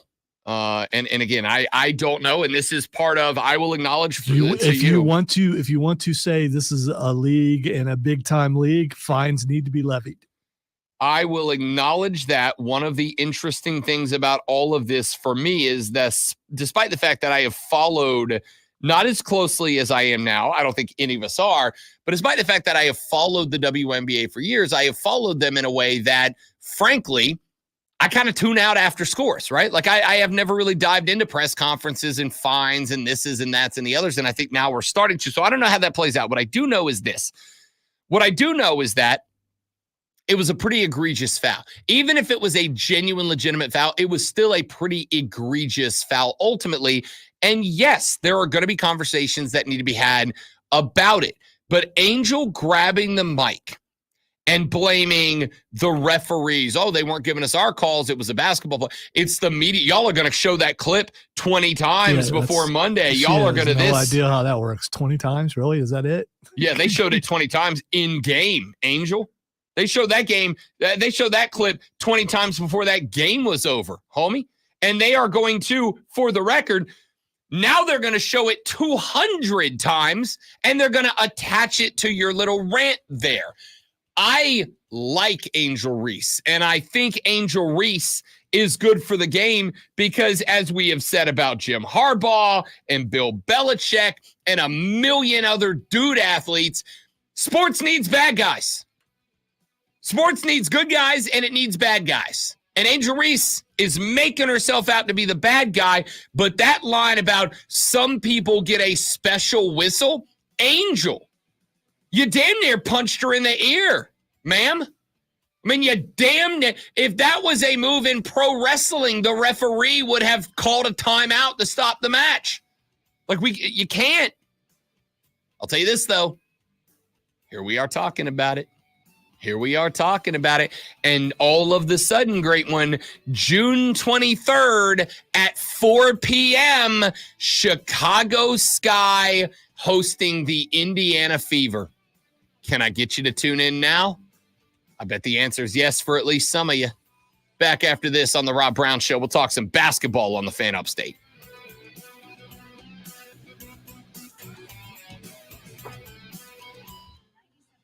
Tennessee has a 33 and a third chance of winning.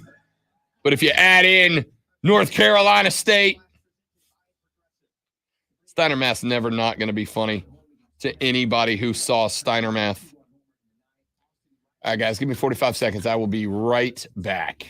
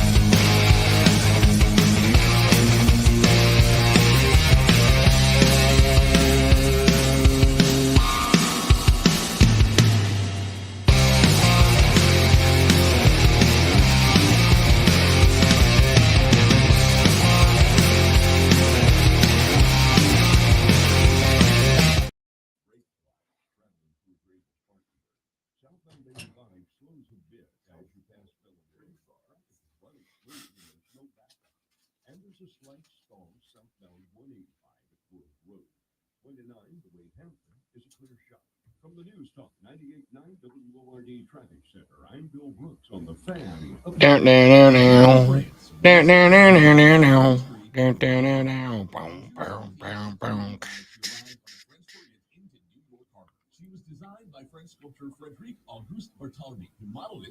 Frederic. Help from engineer Gustav Eiffel, who went on to build a pretty famous tower. Hardly the well-put-together lady that we know today. She arrived in 350 individual pieces in 200 massive cases. A giant pile of iron and copper. Still being constructed upon. I'm having to stay off social media largely today because the fiance asked to watch House of the Dragon Season 2, Episode 1 tonight. And I am just remembering that I also have the NBA Finals and I also have Raw. So it is going to be a challenging night in the Casa de Love.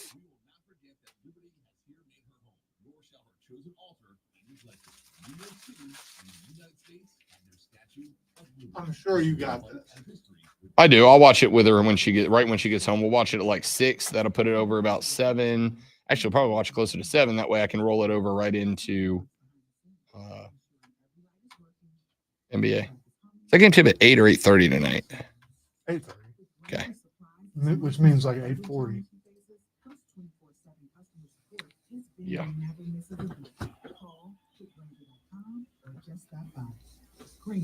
For the ones who get it done. From the Eagles Market Studio.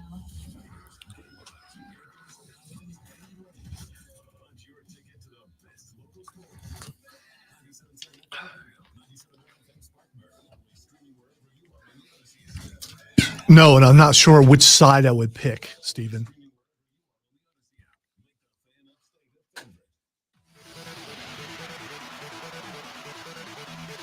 I'm not going to hang on this, but I want to read and address something Keegan just said because I think he kind of stepped on the gas on this in the direction we were already going.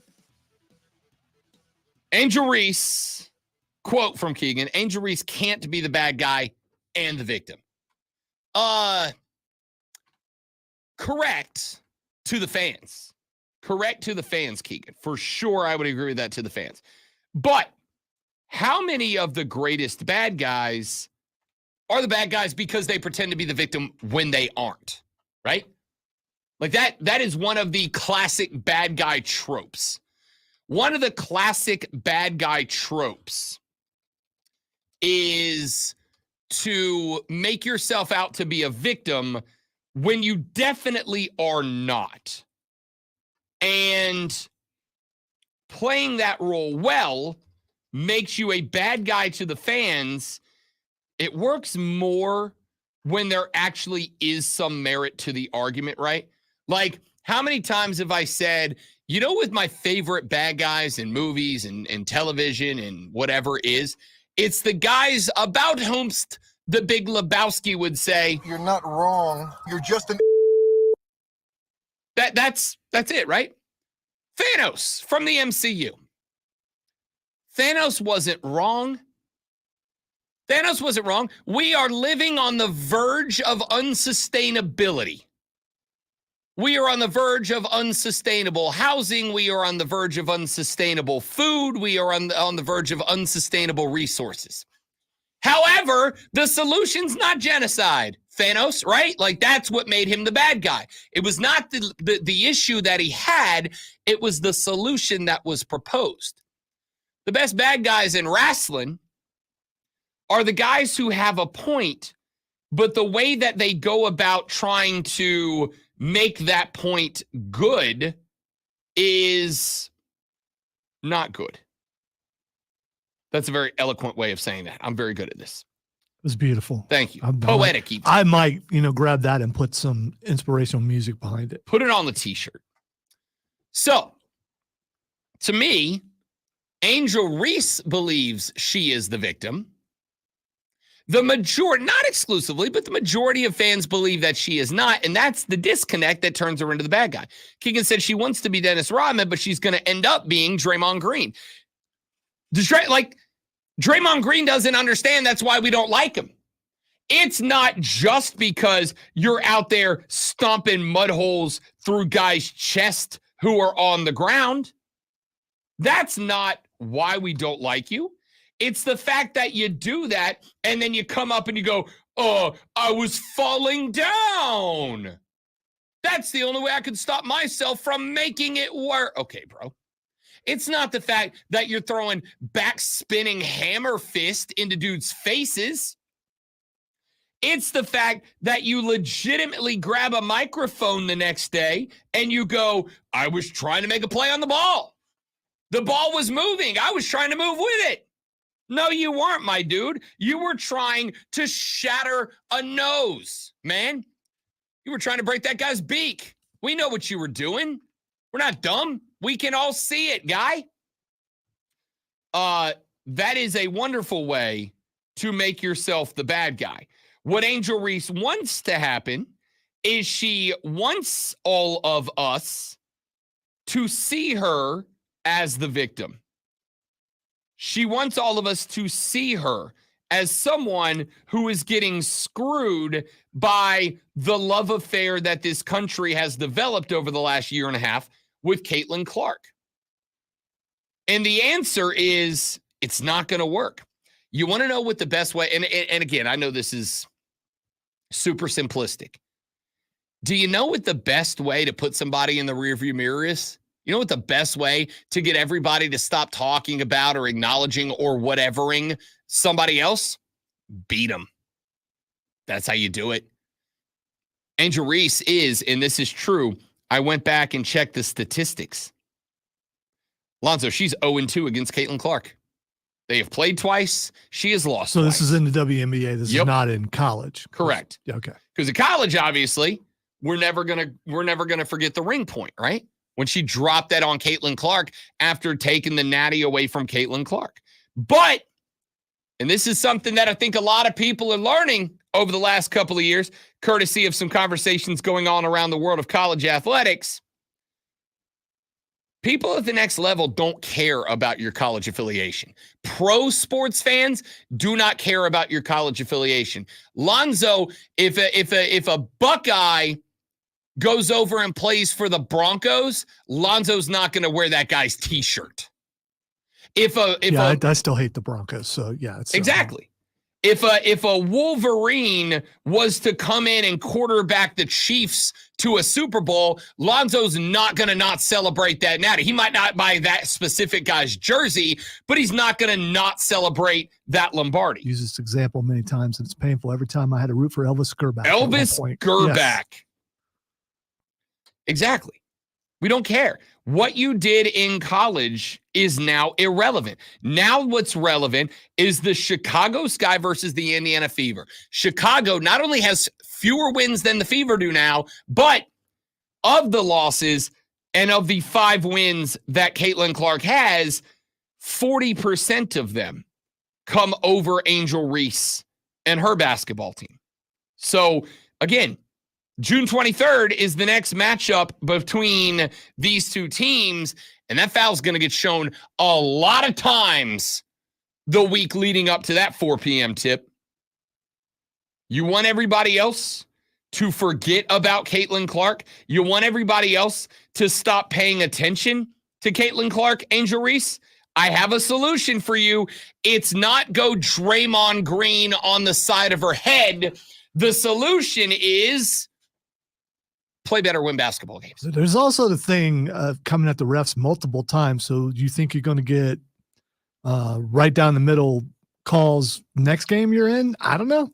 I mean, maybe you will. Maybe you absolutely will get right down the middle calls, and that's going to get you a lot more fouls than you've been getting. I watched about 3/4 of that game, off and on. Had it on one of the small screens. Because I was watching college baseball too. I watched a chunk of that game. I didn't have a problem with the officiating. And I will absolutely acknowledge when officiating is an impact on the game. In fact, it's one of my favorite things to do. I didn't think it was that bad. I didn't think Angel Reese was getting unnecessary calls against her. I didn't think Caitlin Clark was getting a ton of extra calls in her favor. There were 1 or 2. I was like, maybe that's a superstar call, but not that many. You want Angel, if you want to get rid of the Caitlin Clark stuff, beat her. And for the record, it's not just Angel Reese. It's every player in the WNBA. It's every player in that organization. If you are tired of the Angel Reese, of the Caitlin Clark stuff, if you are tired of the Caitlin Clark stuff and you want it to go away, there's a super simple way to make that happen. Make her lose so often that we don't care anymore, right? Make her lose so often that we don't pay attention. You want the example of that? I'll give you an example from the men's game to prove that that's how it works. Michael Jordan left the Chicago Bulls. Michael Jordan came back to the NBA, and he played for the Washington Wizards / Bullets / whatever they were at the time. And When Mike came back to the NBA to play for Washington, he did so with much fanfare. I remember it. People were geeked to see 23 back in the show, right? And then he went and he played for a bad basketball team. And that basketball team was okay with Michael Jordan at the helm. Like okay with Michael Jordan at the helm.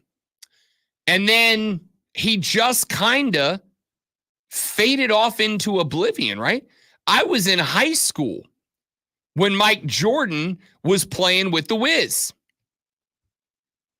And they were putting like 20 plus thousand people into that arena when Michael Jordan was playing there. Nobody cared. Why didn't they care? Because they weren't that good.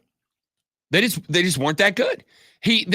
People would start to tune in when there was a record at stake, or there was a highlight at stake, or when there was in his last year when the Wiz played at the Bulls, which would go on to be Jordan's last game in Chicago, yada, yada, yada. Outside of that, nobody cared. The game is real simple, and I will send that message to every young lady in the WNBA who's not Caitlin Clark. If you are in this camp of women who is upset or aggravated or whatever, that Caitlin Clark is the feature, the crown jewel, she's the one getting all the conversation, she's the one getting all the highlights. They announced the Olympic roster a week and a half ago, and here we are a week and a half later. I broke down what that roster looks like and what I like and don't like about it, but the overwhelming majority of the conversation has been what? Caitlin Clark's not on the roster. Caitlin Clark's not on the team. Caitlin Clark. And again, I am absolutely on team Caitlin Clark should be going to Paris. Absolutely, she should be. Okay?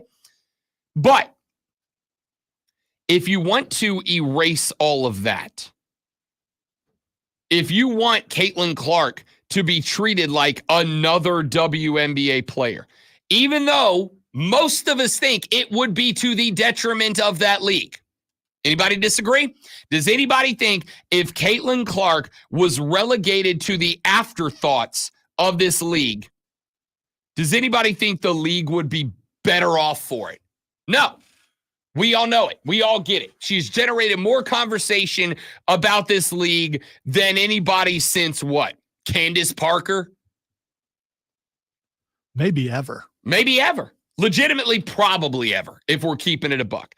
She has generated more interest and conversation about this league than, if we are keeping it a buck, anybody ever has. So it would be bad for the league. But if you want Caitlin Clark to not dominate the conversation, if you want Caitlin Clark to not be the center of attention, there's a very easy way to do it. Beat her basketball team, beat her so often that even Caitlin Clark fans don't want to tune in. And when I say beat her, I mean on the scoreboard, not physically, Angel. When I say beat her, I mean beat her 84-78, not into a triage unit. Because if you keep busting her up like you're doing, all you're doing is creating a world where she is earning more and more and more and more sympathy. And folks are going to keep coming out to watch her play. But if the Fever end the year 5-27 and not in the playoffs and Caitlin Clark's not there, now, hopefully, some of those fans that tuned in for Caitlin Clark will ultimately end up enjoying the league and will stick around, and Caitlin Clark becomes the afterthought, not you. But this kind of crap and these complaints and this press conference is not it, Chief. It's not it at all. You're not going to win anybody over by coming out and claiming after you punched Caitlin Clark in the side of the head. And like I said, for the sake of the discussion, I am even willing to accept that it was a basketball play gone wrong. I'm not. There's a windup. For the record, I'm not saying that is what happened. I'm saying for the sake of the discussion, I'm willing to accept that that's what happened to benefit Angel Reese. To benefit Angel Reese, let's say that would happen. That's what happened. I need you to know it doesn't matter. It still generated the sympathy. It still generated the discussion. It still generated a world where when you guys get together on the 23rd, it is likely going to be one of the most watched WNBA games of the year. And no one's going to be pulling for Chicago that wasn't already a Chicago fan. That's what you're doing here. You're giving her more of what you hate, not less of it when you do stuff like that. All right, well, there's another one of those. I'm not going to do a whole segment on it. Here's a segment on it. Things coming up in the next hour. We got Andrew Lord at 8:20, leaving the Greenville Swamp Rabbits to head up to Canada to coach hockey. We got at 8:40 John Blau of the Post and Courier, and right now we have got I wanted to put more spice on it than that. That was bad. Lonzo with a sports flash. Do better, Rob. When you get older, you put too much spice on it. Yeah, like stomach problems. So thank you. The 124th U.S. Open at Pinehurst #2 in North Carolina was claimed by LIV Tour golfer Bryson, also known as Byron, and Brian DeChambeau.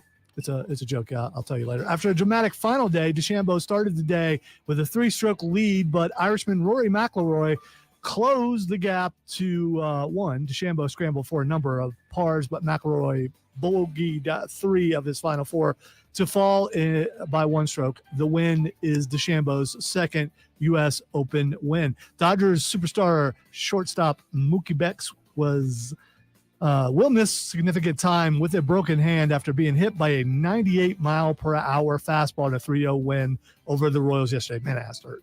Tune in this afternoon from 3 to 7 p.m. for a brand new local show, Wire to Wire. Cole Bryson and Diesel get you up to date on all the latest local and national sports, and it's all Wire to Wire.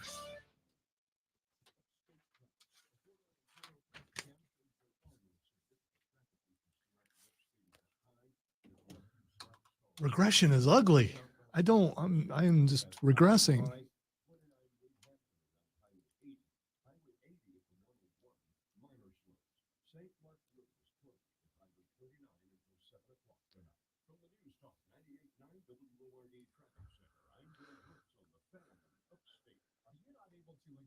Summer as much as you want because of your joint pain. This is the best time for being outdoors, but not if your knees, shoulders, back, or hips are hurting. Hey, it's Charlie James.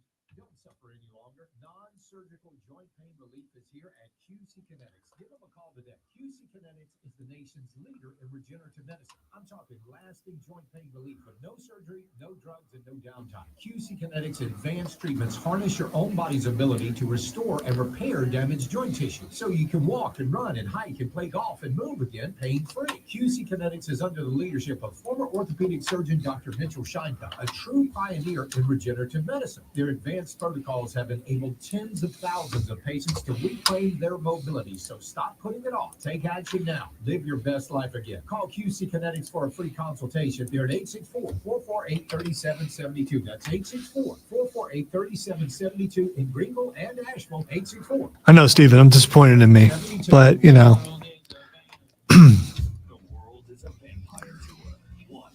I need to rewrite the stories better. It's laziness. That's what it is. So I walked down to the water cooler to get some fresh cold water. And as I'm standing there, the water cooler is right next to, for the folks on the stream, the water cooler is right next to the studio in which Banana Pooper broadcast. And I heard Banana Pooper giving grief to his co-host, his co-part, for having the audacity of using his laptop while on the toilet. And he's like, who uses a laptop on the toilet, you weirdo? And it was everything I had not to throw open the door to an on-the-air radio program and go, you had a banana on the floor, and I have to assume you ate it afterwards, my man. Maybe not that, pal. Maybe let's not judge that, bud. Because of the two things than I would judge someone for doing while on the pooper, working on their laptop versus eating a banana. One of those two things is the worst thing.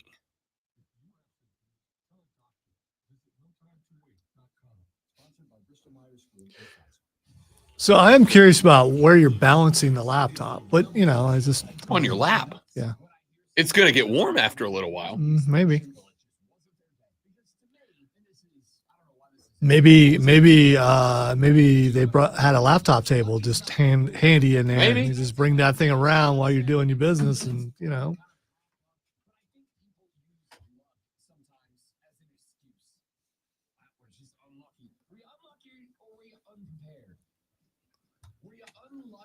Or did you not do everything you could do to create advantage? Look, sometimes you're going to lose. Go ahead, Steven, text them. You don't even need to text all the stations. You already know who it is. I was thinking about, I do have the kind of laptop table that I could bring in there if I wanted to, and then just let things go. Food tray? You just go, I don't need food. I didn't say food on it, clearly. No, I have an actual laptop desk thingy. It's a fold-up thing that you can just bring in. It will angle, one of those. I would be lying to you, tell you, I haven't used a laptop while pooping before because it's like, I got 20 minutes. I might as well use it for productivity. If you go in there and you force things, you could hurt your colon. You don't want to do that. Or, other parts.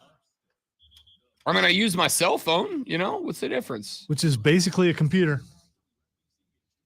You know what you're not using, though? A banana! A banana. For God's sake. That's right. You're not using a banana.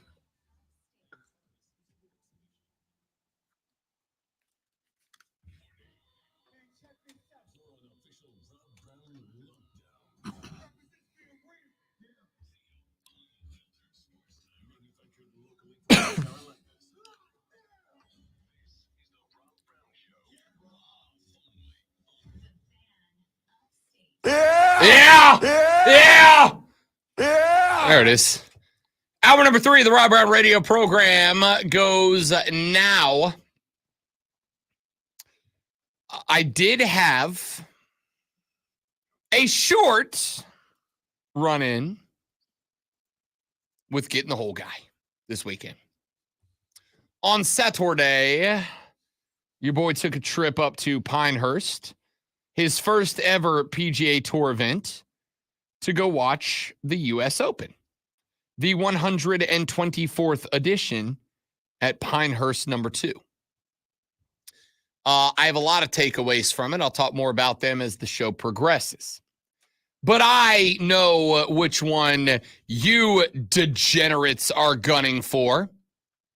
And that is, did you have a run-in with Get in the Hole Guy? And the answer is, yes, I did. I did have a run-in with Get in the Hole Guy.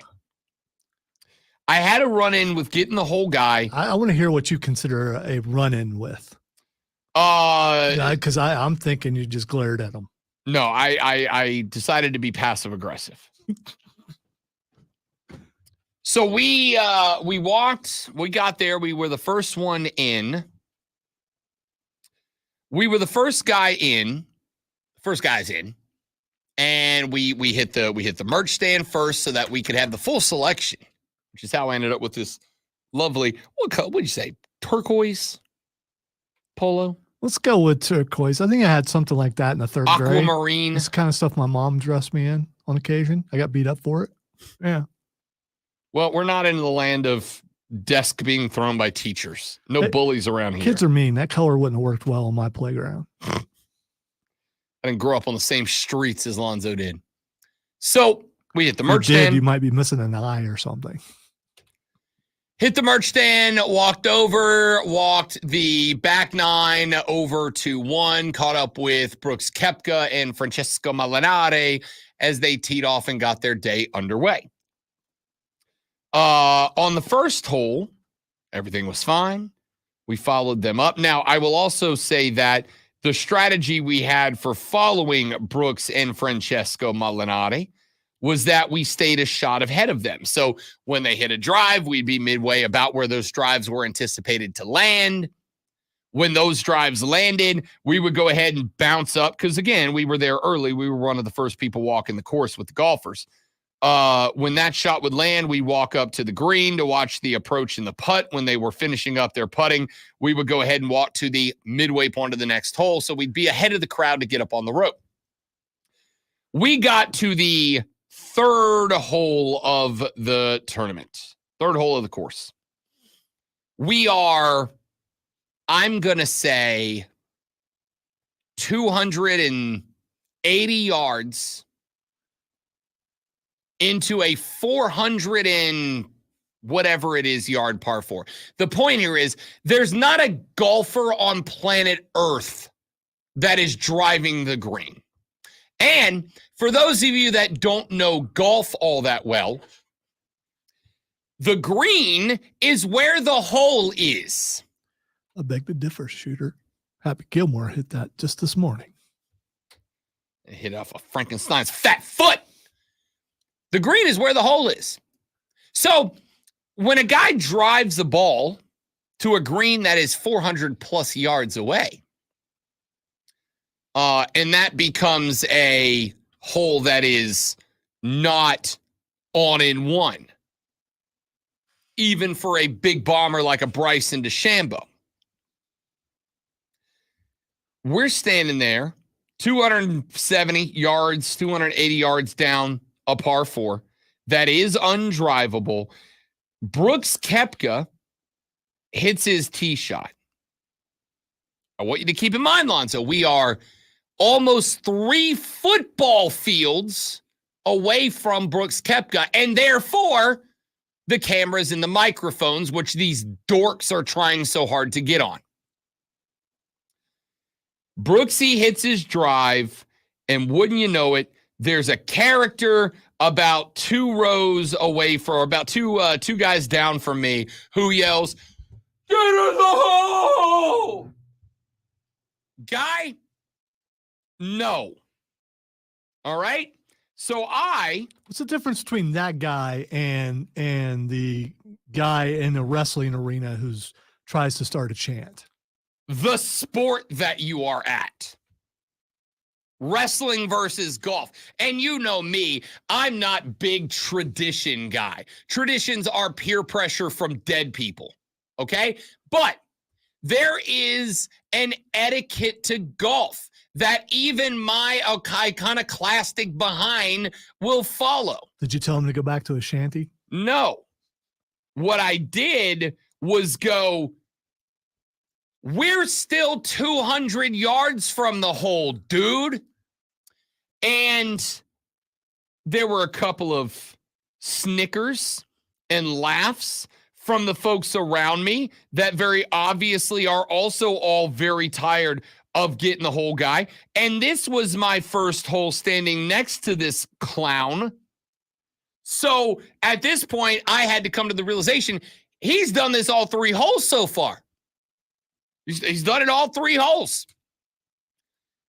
This guy is not yelling, "Get in the hole," because he thinks it's got a chance to, get in the hole. He's yelling this because he wants the attention. That's it. That's all. I'm just curious because it seems like this guy probably was having a good time, and his good time is not your good time, so therefore his good time is wrong. Because that's what it sounds like. You're wearing a hat that says you're open for discussion, so I thought maybe we could talk. That's absolutely fine. Absolutely fair. Great one. Let me ask you this question. You and your La Familia, you go out for a good time. You go out and you go get yourself some Texas Roadhouse, all right? And you know what you're getting into when you go to the Roadhouse. You're getting a good steak. It's going to be louder than your average steakhouse, right? And you and your family sit down at the steakhouse, and you're sat at a table that is borderline over towards the bar. And you hear a guy at the bar just start yelling, and maybe, and you, and that dirty. Are you going to sit there and go, well, his good time's just different than my good time?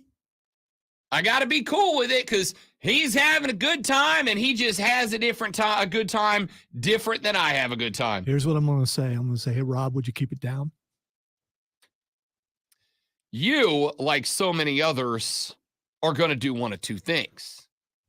You're going to call Mr. Manager over and you're going to go, hey, the guy's over there interrupting our good time because his good time is taking precedent. Can you ask him to stop or we're leaving? Or you, like the overwhelming majority of, and I will include and absolutely say us in this, ain't going to do a damn thing. You're going to sit there, you're going to let the man have his time, and you hope he leaves, right?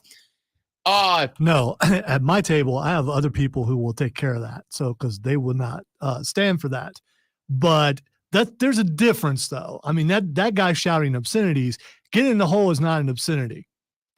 First off, words maybe in some settings it could be, but in the golf setting, it's not.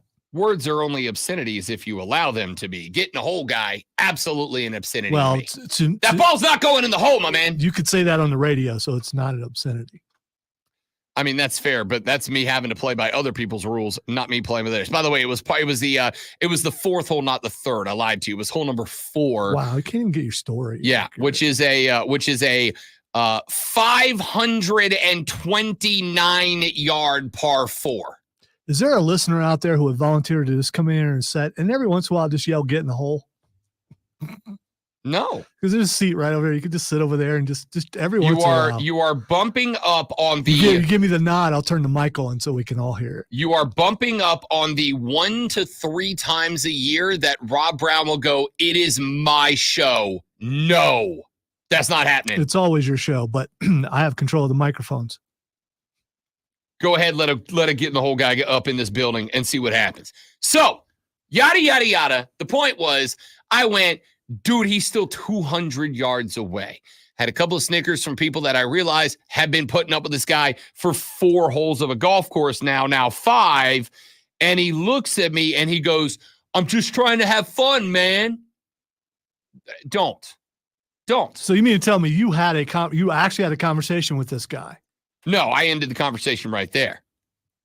He said, "I'm just trying to have a good time, man." And I just went, "Don't." And then I walked away because much like the guy at the bar would have said, I'm not about to fist fight this man on the 5th hole of the U.S. Open. Hey, man, don't. And then he walked away. Listen, I don't have an issue with I don't care what you wear to the U.S. Open. All right, we were looking around and there were people from every stripe of life. There were dudes in t-shirts, jeans, and work boots. There were dudes in Hawaiian shirts. There were dudes in just about everything you could imagine that had sleeves on it. Okay, I don't care what you wear. I don't care if you're one of the guys that's sitting on the 11th grandstand and you're pounding a beer. Hey, anytime anybody gets green in regulation, we shotgun a beer. Cool. Sounds awesome. Have a ball. Have a great time. I'm all in for that. What I don't get down with is when, for the sake of you getting attention, you're just screaming needlessly in people's ears. And that's from somebody who screams needlessly in people's ears all the time. But if I'm doing it and you're hearing it, it's by choice. You have elected for that to happen. I didn't elect to stand next to a dork in dumb sunglasses yelling, "Get in the hole," at a guy who was, after a lengthy drive, still going to be 200 yards away from the green. So you almost went Angel Reese on this guy.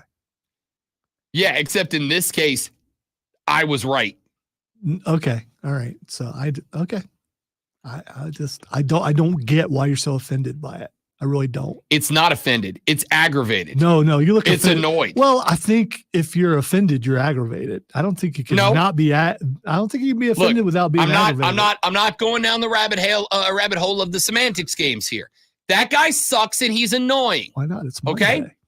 That guy sucks and he's annoying. Nobody wants to listen to you yell, "Get in the hole," over and over. And here's the thing. And Joe brought this point up after all this happened. He said, you know what the worst part about these guys is?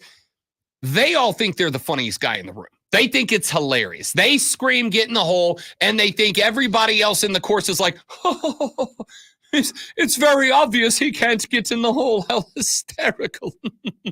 Wait, that's how everyone talks at golf tournaments anyway. It's right? really not.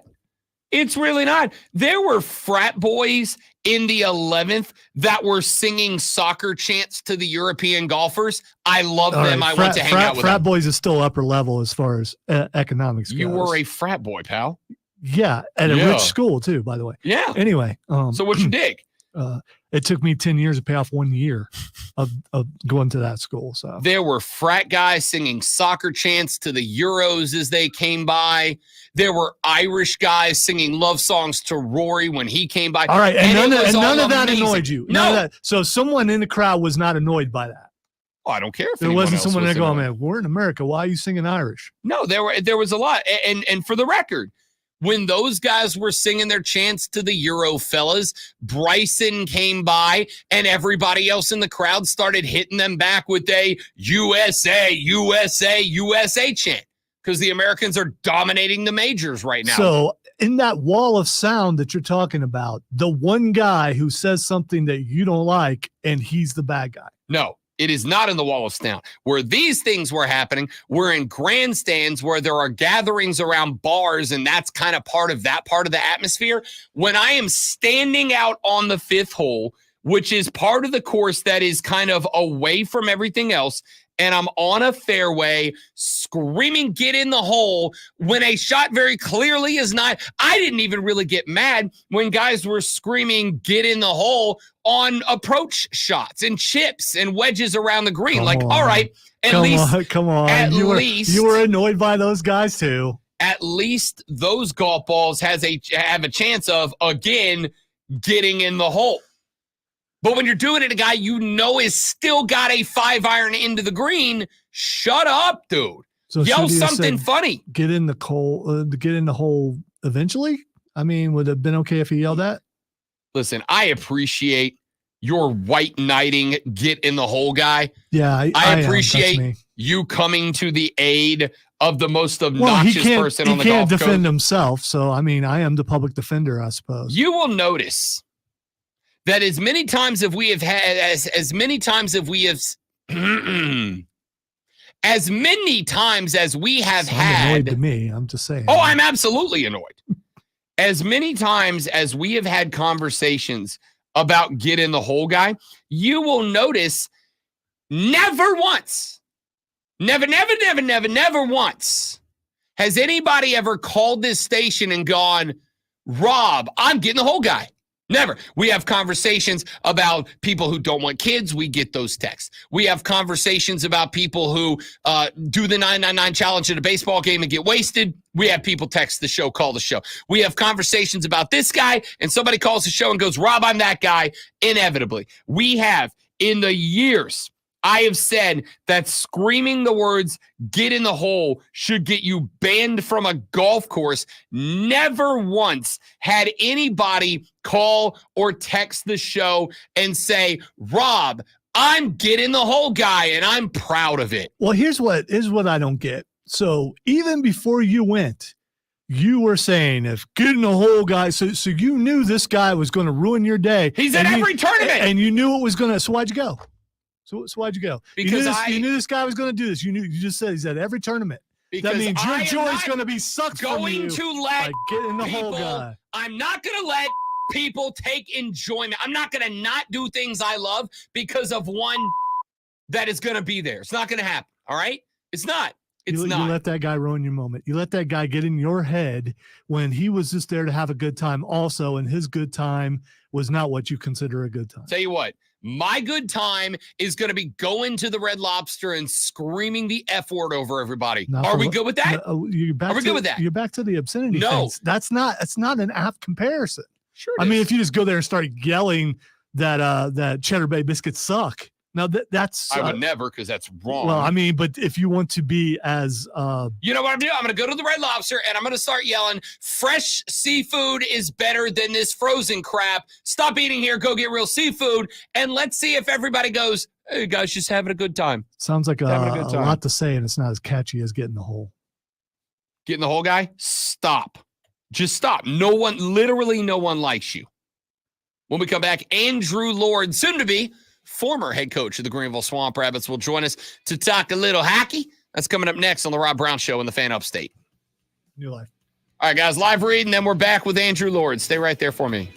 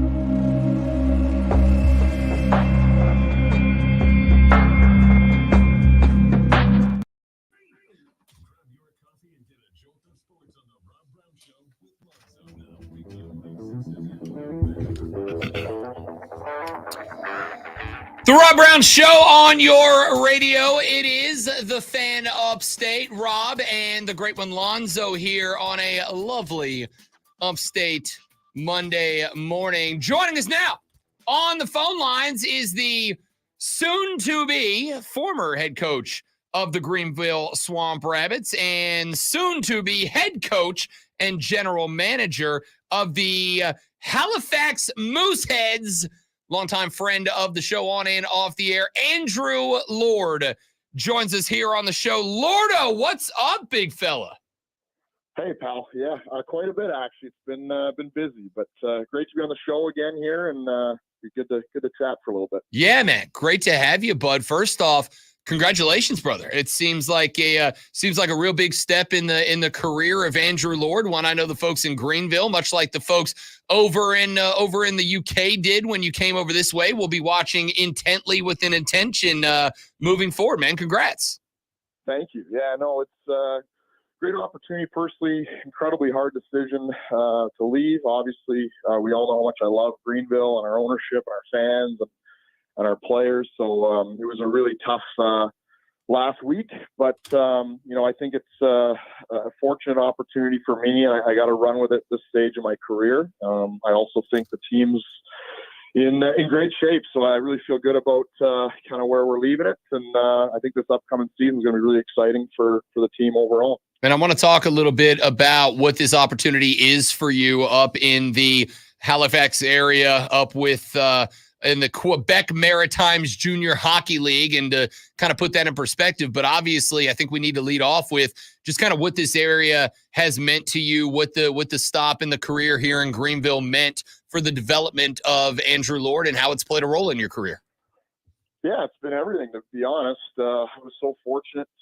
Todd Mack and Inspire Sports Entertainment took a shot at me, a little known coach from the UK, and to get over here and to have 4 successful years was truly amazing. And there's just been so many great memories and, good seasons, and just proud of the culture and everything we've been able to kind of to build here under the new ownership. And again, I think, feel like we're leaving it in a better place than we found it, which I'm really proud of. And just going to think back on so many good nights at the Well and the awesome fan base and a lot of good wins. And yeah, just so many memories, hard to put into words in a short amount of time here. Andrew Lord, soon to be former head coach of the Greenville Swamp Rabbits, here on the Rob Brown Show on the Fan Upstate. Lord, one of the things that I have made reference to many times about the Swamp Rabbits, but really all of our local pro teams in the area, is how involved they are in the community. It makes it so much easier to be a fan when you go downtown to a music fest and there are the bits, or any given Saturday you go up to a local brew and watch an NHL game and there's half the team sitting there hanging out with the folks of Greenville. How big has that been for you to be a member of a community that really does love its sports? And what impact did that have during your time here? Yeah, it was awesome. I mean, first, it's just fun, but I think it's just so meaningful to be part of a community like this. Overall, just absolutely love it. There's a real buzz around town, and I know our off-ice staff has worked incredibly hard in the 4 years to build up the reputation and the brand, and to get out and reach out to the community, whether it's in schools or whatnot. And then I think our players have really bought in year on year. And I know with how many returning guys that we've been able to retain kind of, each season, I think that's helped with the culture and the buy-in to that. And I know the guys really feel vested in the community and really part of it. So, obviously the wins and losses are big in pro sports, but I think at the minor league level, it goes far beyond that. And I really feel proud of the work we've done there. What stands out to you about Greenville? I mean, obviously you came over from Cardiff, you come here, you've familiarized yourself obviously with the league you play in. What is it that has made Greenville a special place? Yeah, I mean, first off, the only reason I'm leaving is to try to make the NHL. But if I wasn't a coach, I would stay here forever. To be totally honest, it's awesome. I mean, what a city! The development's going on right now. The amount it's grown, and even in the last 4 years. Obviously, the weather, just how friendly the people are in the upstate. I love it. I love getting down to Main Street, and just, mixing it up and being around and meeting people. And obviously all the minor league sports teams are great too. And, my baby boy was born here too. So he's a Greenvillian through and through. And, he will always have ties to this area. So it's meant the world to me. Andrew Lord departing the Greenville Swamp Rabbits to head up to Canada to join the Quebec Maritimes Junior Hockey League. If I had to put you on the spot, Lordo, and say 10, 15 years, we're watching Andrew Lord coaching the Kings at the NHL level or whoever it's going to end up being. If I was to pop up randomly and say, Lordo, you were back in Greenville, what's the best memory you have of that area? What's that answer going to be? Oh, man, it's a tough one. I don't know. I think back to, the first year was during COVID, so it was a little bit of a funny one. But, I just think some of the wins down the stretch, whether it, a couple years ago when we kind of fought our way back from the abyss to make the playoffs, we had an incredible run the second half after Christmas there.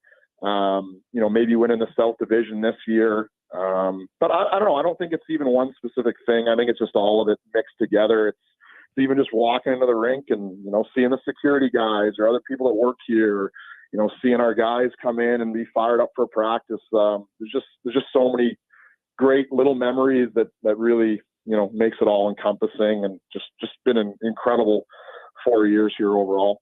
When you hit that spot, and there's zero doubt for me that you will, what are you going to credit to Greenville? Like, what are you going to take away from this in your development as a coach, try to move up to the next and ultimately to that tip-top level? What about your time here in Greenville do you think is going to be the most impactful?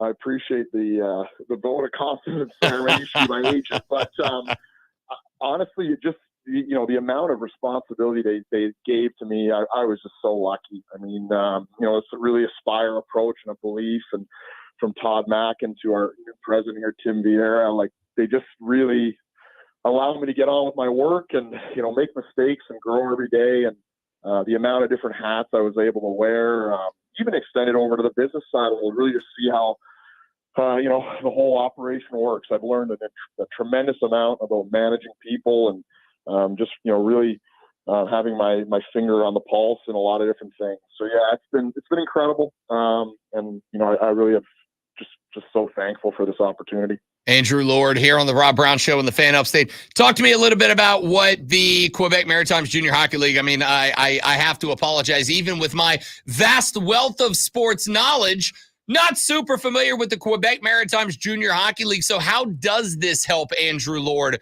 on his quest to make it to the show? Yeah, it's if you're up in Canada, you certainly have a better feel for it. No, I mean, it's a top 5 CHL, which is the Canadian Hockey League junior program. Basically, there's 3 leagues that make that up, and the Q, as they call it, this particular league is one of the 3 in that CHL. But basically, the idea is to work with the young athlete, the 16 to 20-year-old, and really help them develop alongside being a little bit of a mini NHL setup. There's 2 GMs that I have to report to. There's a scouting staff. There's quite a big coaching staff, multiple assistants, skills coach, goalie coach, on and on and on. So really testing myself at kind of a mirror image of what the NHL would be. And really it's just going to challenge a lot of my skill sets, and I'm going to have to improve in a lot of areas. So really, it's just a great opportunity to learn and to push myself to hopefully become a better coach overall. We are looking, I spent some time looking at this a little bit last night, Lordo, once we got you booked in here. This is a league that produced Mario Lemieux. It produced Guy Lafleur. It produced Pat LaFontaine. It produced Martin Brodeur, Patrick Roy. This league has a freaking foundation of players that left it to go on and make history. So I think the impactful thing is this is a real breeding ground for great hockey players that you're going to get to go up there and start to leave an impact on.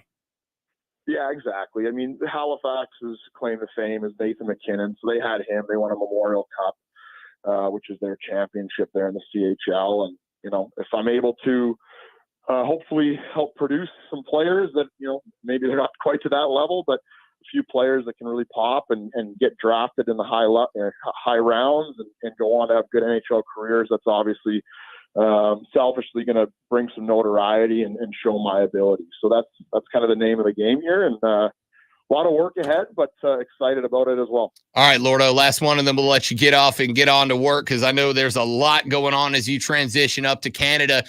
Just kind of open mic, man. Anything you want to say, anything you'd like to talk to the folks at Greenville about before you get up out of here?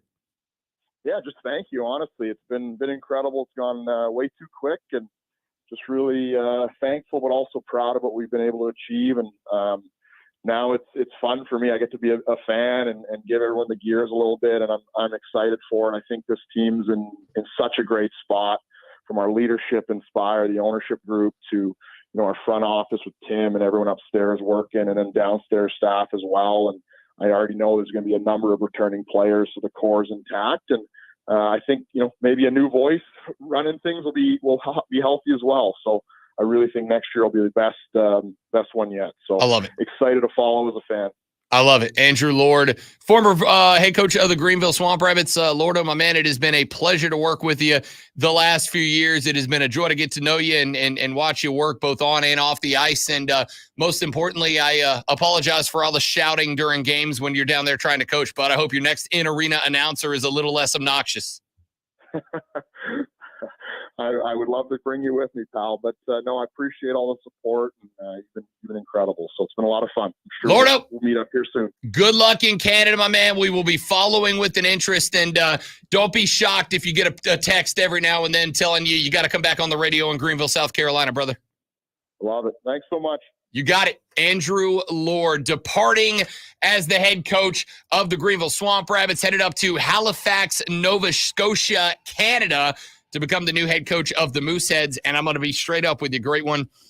I got a new jersey to buy because it's a good-looking outfit that they rock up there in Halifax. Thanks to Andrew Lord for joining us here on the show. When we come back, John Blau of the Post and Courier talks Clemson athletics with us here on the Rob Brown Show in the Fan Upstate. All right, guys, one more live, and we're back with John Blau. Stay there. Thank you.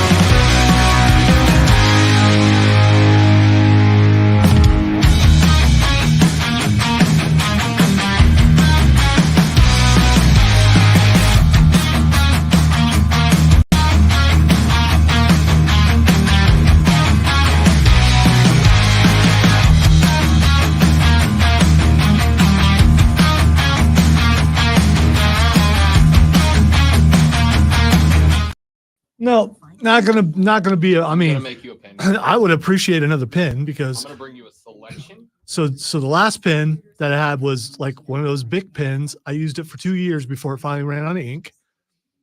And I'm gonna put it to work. So if you bring me a pin, it needs to be something with longevity, dependability, and I don't care what it looks like. It's just got to work. I'm gonna bring you a selection of my good cheap pins. Yeah, because you wouldn't bring me the expensive kind. Correct. I wouldn't. For the record, I wouldn't bring anybody the expensive kind. Wow, no one. My expensive pens, my $200 pens, yeah, no. Why in the world would you pay $200 for I a did pen? not. My father did. Okay, all right. I just inherited them. Okay, all right. And those pens, I've told you before, those pens are my thank you note pens. They are my important letter pens. Those are my bring in to sign my contract pen, yada, yada, yada.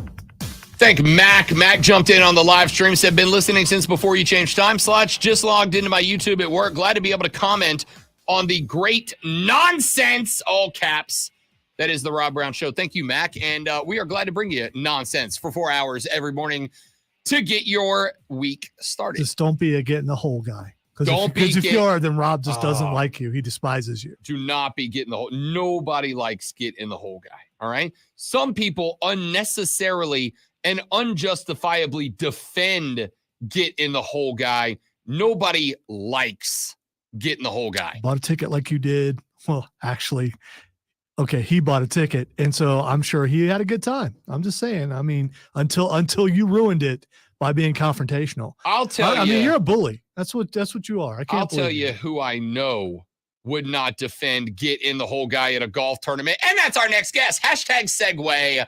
John Blau covers Clemson athletics for the Post and Courier. He joins us here on the Rob Brown Show and the Fan Upstate every Monday at 8:40 to talk Clemson athletics. John, what's up, big dog? Welcome back to the show, buddy.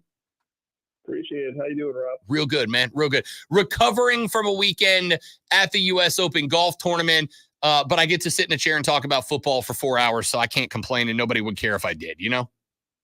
Sounds good. All right, let's get into some stuff here. Let's start, John, with what new information we have about the lawsuit going between Florida State and the ACC, Clemson and the ACC, and the news we got last week that the only team that, aside from Clemson, that decided not to countersue Florida State was North Carolina. With the updates we've got in the last week, what are your thoughts on where this whole situation is playing out? I know you've got an article right now on postandcourier.com about the ACC objecting to Clemson speeding up their court case. There's a lot of moving targets to this, John. So what's just your overall thought on where we are? Yeah, I mean, we're actually getting to the phase within the next, 2 or 3 weeks where we'll actually have some lawyers in court arguing some things. That's, I guess, a kind of a development, obviously. Going back to March when Clemson filed their complaint and then the ACC countersuit, it's just more kind of in volleys back and forth in terms of briefs and laying out their arguments and such things. But it's actually kind of starting to heat up a little bit in terms of, I think on July 2nd, there will be a hearing in North Carolina as to Clemson's motion to dismiss the ACC's countersuit in terms of just trying to say that the jurisdiction should fall to South Carolina. And obviously the ACC is trying to argue that no, the jurisdiction shall be in North Carolina, obviously trying to get home court, I guess, per se, each side. But obviously, in terms of the totality of it, we're a long way away from any kind of resolution. Obviously, if there's any kind of ruling that either judge makes, either side could appeal. These things then take months, kind of string things out, weeks, months. And so we're just kind of, I talked to law experts, I think about a month ago, and they were telling me this is just, still we're in the phase where everybody's kind of, the cards are getting dealt at the table. Everybody's looking at each other's hands. They're seeing who's got a strong side to eventually get to this ultimate conclusion of some kind of settlement. We're still kind of in the phase where cards are being dealt, and I guess hands will start getting played as we're in court starting in July. Is there any sort of thought about what a potential outcome? I know with a lot of these, it's going to be months of arguing and folks trying to argue that this is precedent or this is not, and this jurisdiction and that. Is there any thought right now from folks on the legal side, John, or is there anything that we can look at in the past that you've discovered that might give us a clue as to what ultimately either of these lawsuits end up looking like when they are done? Yeah, settlement. I think 100%. I would be, maybe not say 100%. I'd be 99.9% certain there's going to be some kind of settlement. People talk about who's going to win, who's going to lose the case, whose case is weaker, whose is stronger.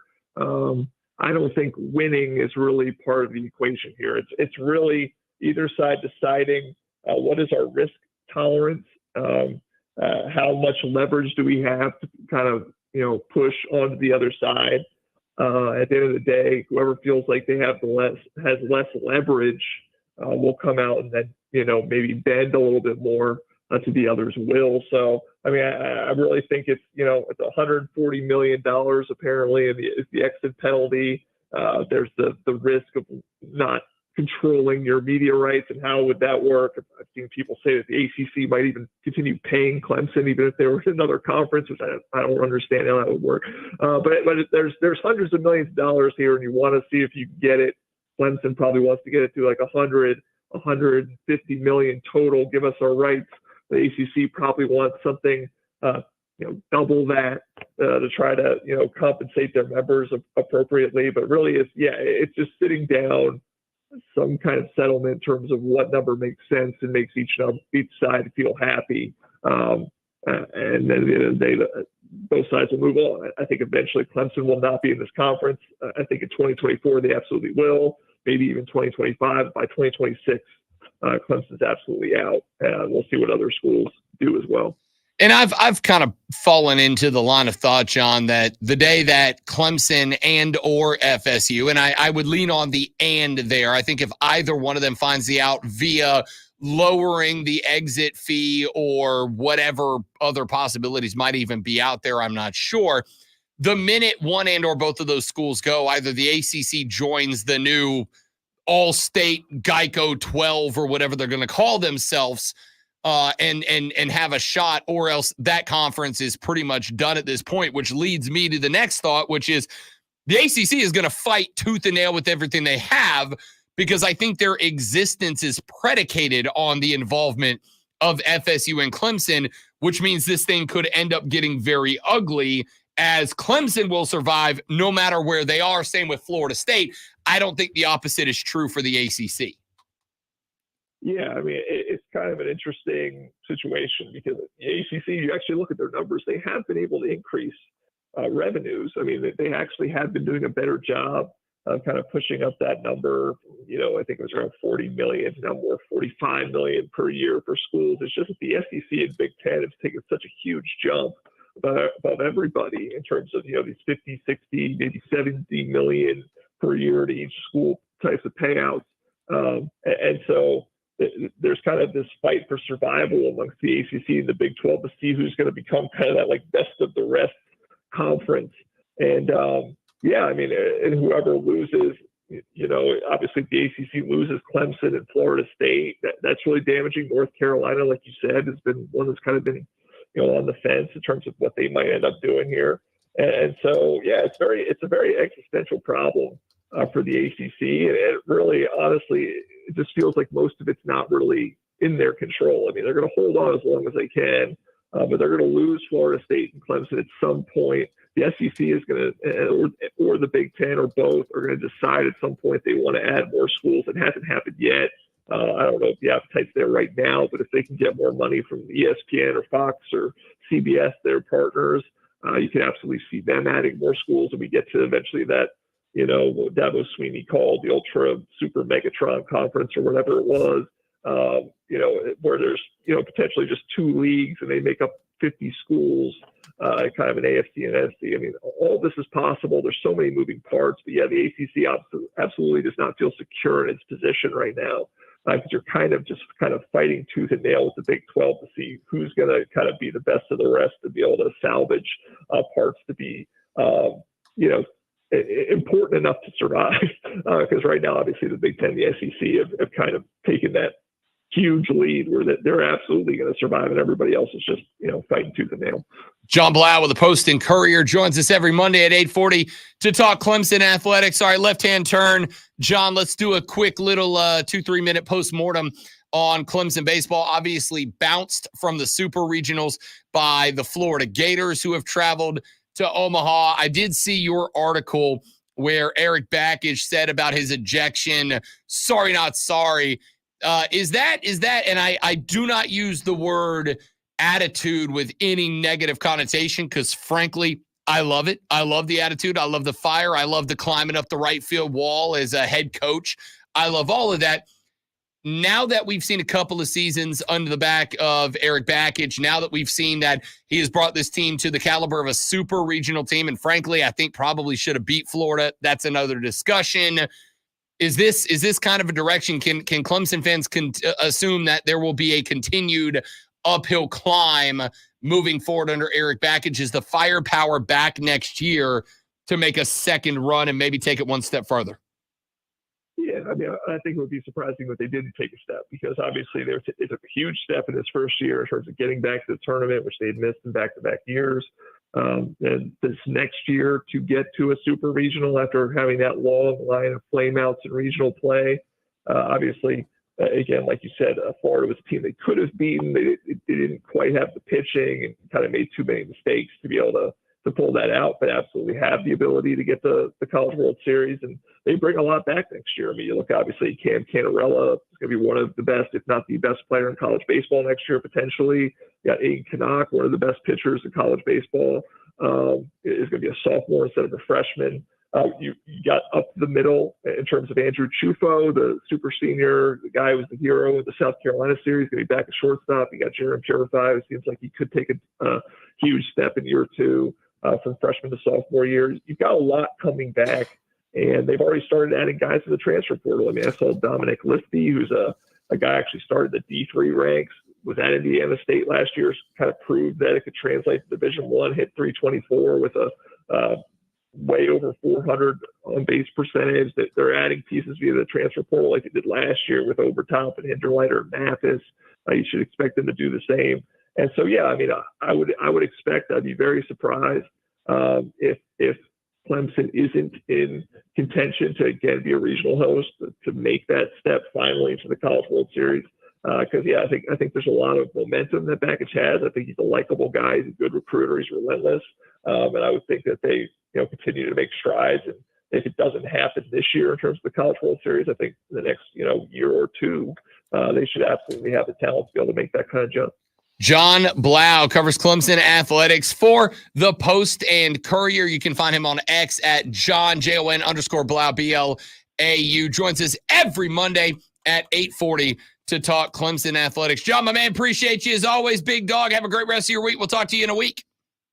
Appreciate it. Thanks, Rob. You got it. That is John Blau from the Post and Courier. Joins us every Monday at 8:40. Let's take a break. When we come back in the final hour of the show, we'll hear some audio from Tiger Woods. We'll dial in on tonight's NBA Game 5 taking place in Beantown, Massachusetts. We may get back into this Angel Reese, Caitlin Clark thing because you guys had some interest in carrying on that conversation about Angel Reese and Caitlin Clark. Now, the Caitlin Clark of sports flashes. Lonzo. No, I'm not that pale. The Atlanta Braves took 2 out of 3 against Tampa at home this weekend, dropping the finale 8-6 in a close contest. Ricky Hudson-Waldrop gave up 6 runs in 3.1 innings, but closer Raisel Iglesias was tagged with the loss after giving up 2 in the top of the 9th. Atlanta recorded 9 hits, including home runs from Travis Darno, Austin Riley, and Jared Kalenic. Ryan Blaney got his first NASCAR Cup win of the year late last night in the Iowa Corn 350. Blaney led 201 laps and beat second place William Byron by 716 hundredths of a second, earning him a guaranteed playoff spot. Hey, tune in this afternoon from 3 to 7 p.m. for our brand spanking new local show, Wire to Wire. Cole, Bryson, and Diesel get you up to date on the latest local and national sports news. Great guests, great debate, a whole lot of fun, and it's all Wire to Wire.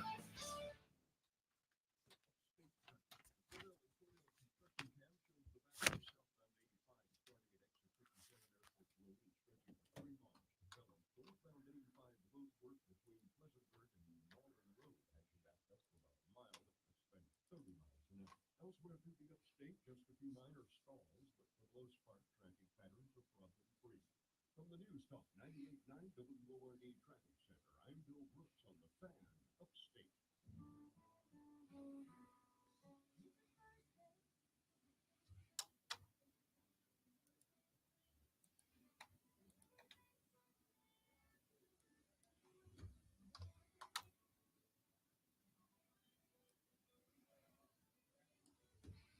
Sorry, my dislike for country is not a work. It's an actual thing.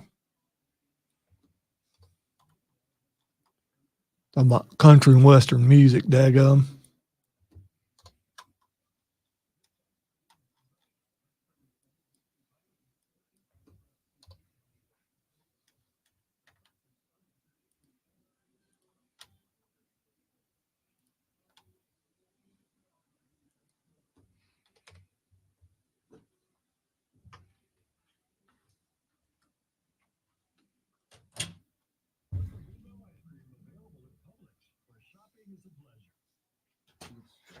I'm just a girl in the world. Okay, no way you heard that in the restroom. That just popped into your head. No, it was on my Alexa. Okay.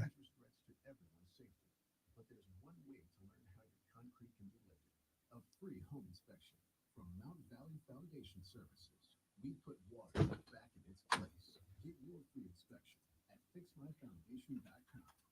Put water back in its place. People have a craving to explore new and traditional Asian cuisine. They have the PSAs, where scratch-made dishes come from a 2,000-year-old tradition of wok cooking. PSAs wanted to explore new possibilities for their website. They turn to AmericanMedia.com. AmericanMedia.com, the architect and PSA's website, integrating multiple third-party systems to create a unified digital experience. The results? Improved page speed and performance, personalized content based on users' location, intuitive online ordering, an increase in organic search visibility, and a 40% increase in new users. So scratch-made Asian cuisine. Visit your local PSA. Oh, man. If somebody was driving from Charlotte to Atlanta down 85, where would you tell them to stop for lunch? Yeah, I'm not the guy. All right, stream.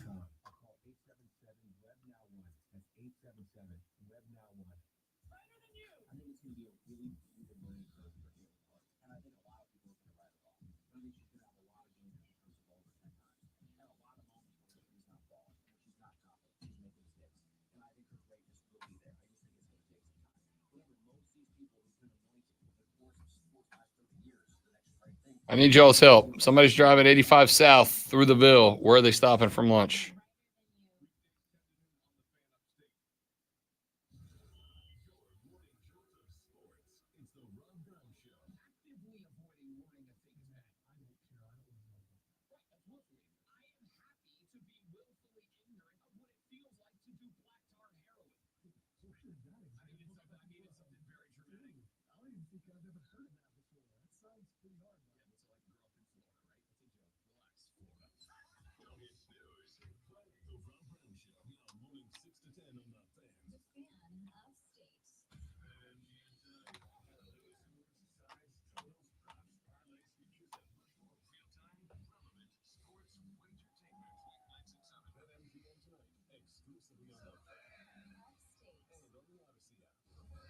So my cat just randomly ran through the house last night and jumped on my right calf and just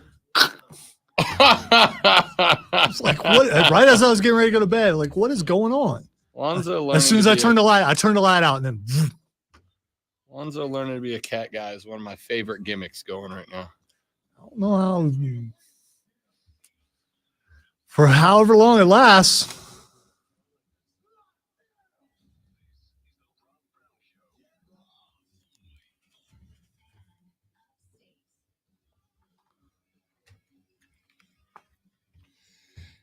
And just like that, we have reached the final hour of today's version of the Rob Brown radio program right here on the Fan Upstate. I am Rob Brown, the Great Alonzo. Burn it down! On the ones and twos. No need. It's only Monday. Just wanted you to have a fire hour. That's all. Every hour's fire when you're with the Rob Brown Show in the Fan Upstate. Hashtag name drop. So let's get to some stuff. Can you name drop your own name? Can you do that? I know Rob Brown. I mean, is that a thing? That guy's very handsome and good at the radioing, if I may say so myself. So let's get to some stuff. You all heard last week as I prepared for my voyage, our excursion over to the U.S. Open, Pinehurst. There is no need for that at all. Well, that's what. That one. No. Two. No, I pushed the button. Back-to-backer. Okay, fine. A deuce. Right out of the gate. That's what you get. I swear I pushed. I bet that button's breaking. That's sports karma. I'm going to have to alert engineering. Sports. Okay, Angel.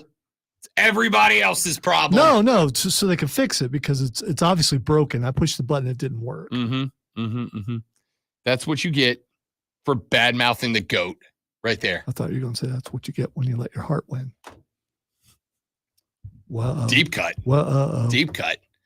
Tiger Woods did not make the cut on Friday. Had a not great, had a real good start to Thursday, and then just collapsed down the stretch, unfortunately. So no Eldrick, no Phil for me either. Did not get a chance to go eyes on Phil Mickelson. You know what else happened? And we didn't even not realize that it happened. We walked right past Scotty Scheffler, did not see him. Right past Prison Scotty. Well, he was having that kind of day. Yeah, it was not good. Not a good day. He, I'll put it this way. The best golfer on planet Earth alive right now described his day Saturday as, and I quote, a mental torture chamber, end quote. By the way, last night or Saturday night, Corey Graves asked if Scotty Scheffler has hung out with Dom yet. It's a good line. Eldrick did not make the cut. Eldrick gave a shot at it on Friday or Thursday, had a real good start to the day. Friday went out, played another 18, and it did not go good at all. +7, I think he ended at. It's game over. Yeah, it kind of feels that way. You know who else kind of feels like it kind of feels that way? It's probably the highest score I could have possibly shot today. I had a lot of good shots that just didn't quite go my way. It's one of those things where in order to win a golf tournament, you have to make the cut. I can't win the tournament from where I'm at. So it's certainly is frustrating. I thought I played well enough to be up there in contention. It just didn't work out. Nope. As far as my last Open Championship or U.S. Open Championship, I don't know what that is. It may or may not be. All right, listen, I don't believe in karma is a real thing. I absolutely believe in sports karma. And I don't know what's coming for you, great one, but something's coming for you. America. The audacity that you are showing right now. I disrespected an old guy. That's what you do all the time. I do not disrespect old guys. Not at all. I would never. What I say is being old is not a cause for respect. Not dying is not a reason to respect you. I respect people who deserve respect. Nope. Tiger Woods deserves some damn respect on his name. Nope. After the career that guy's had. All right? Burn it down! Burn it down! Tiger Woods says this might have been it. He doesn't know. And the unfortunate part is, yeah, he does. Yeah, he does, and we all do. When he says this might be it, does he mean period overall, or is he going to join the seniors tour when he's eligible? I don't know. The senior tour has some flexibility when it comes to God, I hate to use this, mobility assistance. Yeah, well, I mean, he probably needs some. You can use a cart on the senior tour. There you go. Because you're a senior. How old do you have to be on the senior tour? You're old enough. Well, I know that. Hey, you're getting close yourself, maybe. I would have been Told you it was disrespectful to old people. I would have been like the I don't know, probably 8th or 9th oldest guy on the tournament this weekend if I was playing. But I'm not a senior age guy yet, all right? Tiger's done. As much as I don't want him to be, I would love for him to find something, but between the off-the-court struggles and the fact that my man has got the Steve Austin bionic leg under him, he just can't. I just looked it up. Wesley also threw it up on screen on the stream. By the way, the YouTube, Facebook, Twitch, or X. 50 and older for the senior tour. How old is Tiger now? 44 or something like that. Yeah, he's bumping up on it. He's bumping right up on it. Old enough. He's 48, 47, 48. Wow. So he can just play a tournament here or there and then be ready to jump out on that tour. Well, I mean, he's already playing a tournament here and there right now, right? Like the tournaments he has been playing that aren't majors are pretty much just tournaments to prepare himself for a major at this point, or tournaments that he himself is a part of, right? The Memorial, the Genesis, whatever. Those are tournaments he's either running or is a part of running them. I think my suggestion right now would be, as much as I would love one more crack at seeing Tiger on tour in the show, in the game, my thought at this point, I think, has got to be, we need Tiger as an ambassador. We need Tiger as a delegate. We need Tiger as a voice. I got very excited about the possibility of seeing Tiger. In fact, we were on the drive up there on Friday after work, and Joey B and I I just had the scoreboard open on the phone. I just had the leaderboard open on the phone, Tiger tracking the entire drive up. He was done at that point, but the course was playing tough, so it was like, maybe if you have a couple of meltdowns late, maybe he can sneak in there as like the last guy above the cut line. So, that's probably about time to call it.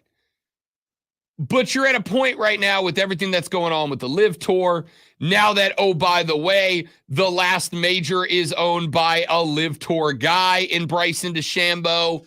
By the way, not only is it owned by a LIV Tour guy, but the most popular golfer on the tour right now is a LIV Tour guy.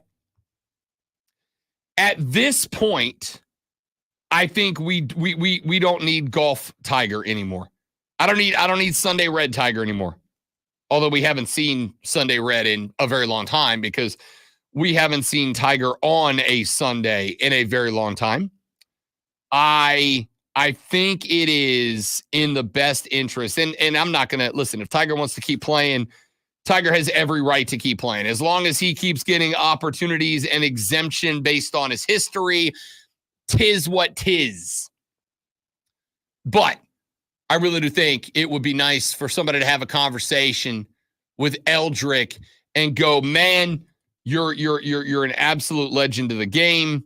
You are arguably the greatest to ever do it. To me, definitively the best to ever do it. Although I know there's a few Jack fans out there that are going to be ready to fire back at me. That's fine. Arguably the best to ever do it. You command, at least in the world of golf, you command the respect of every room that you walk into, no matter what tour is there competing. I think it's about time that Tiger puts on the suit and tie and takes off the polo shirts. All right. As the second best to ever do it, he should take a couple years off and work with his son, get his son ready to play. And his son, I hear, is pretty good. and then jump on the senior tour and tear it up. I don't know if he'd tear it up on the senior tour. Really? Yeah. Oh, come on. I mean, what are the score? What are the scores on the senior tour? It is not so much about the score so much as it is just about his physical limitations of playing 4 rounds of golf, even if he gets to cart them and doesn't have to walk them. I just don't know that he's got that in him right now. I don't think he has the longevity to do it. It's as much as it gets clowned on, and it does, as much as it gets clowned on, it is a physically demanding sport, especially when you got to play 3 or 4 rounds in 3 or 4 days. The way that Tiger Woods has historically swung a golf club is very physical. It creates a lot of torque, and unfortunately for him, it creates that torque on the leg that he has had effectively rebuilt like a T1000. Like I just don't think he can do it.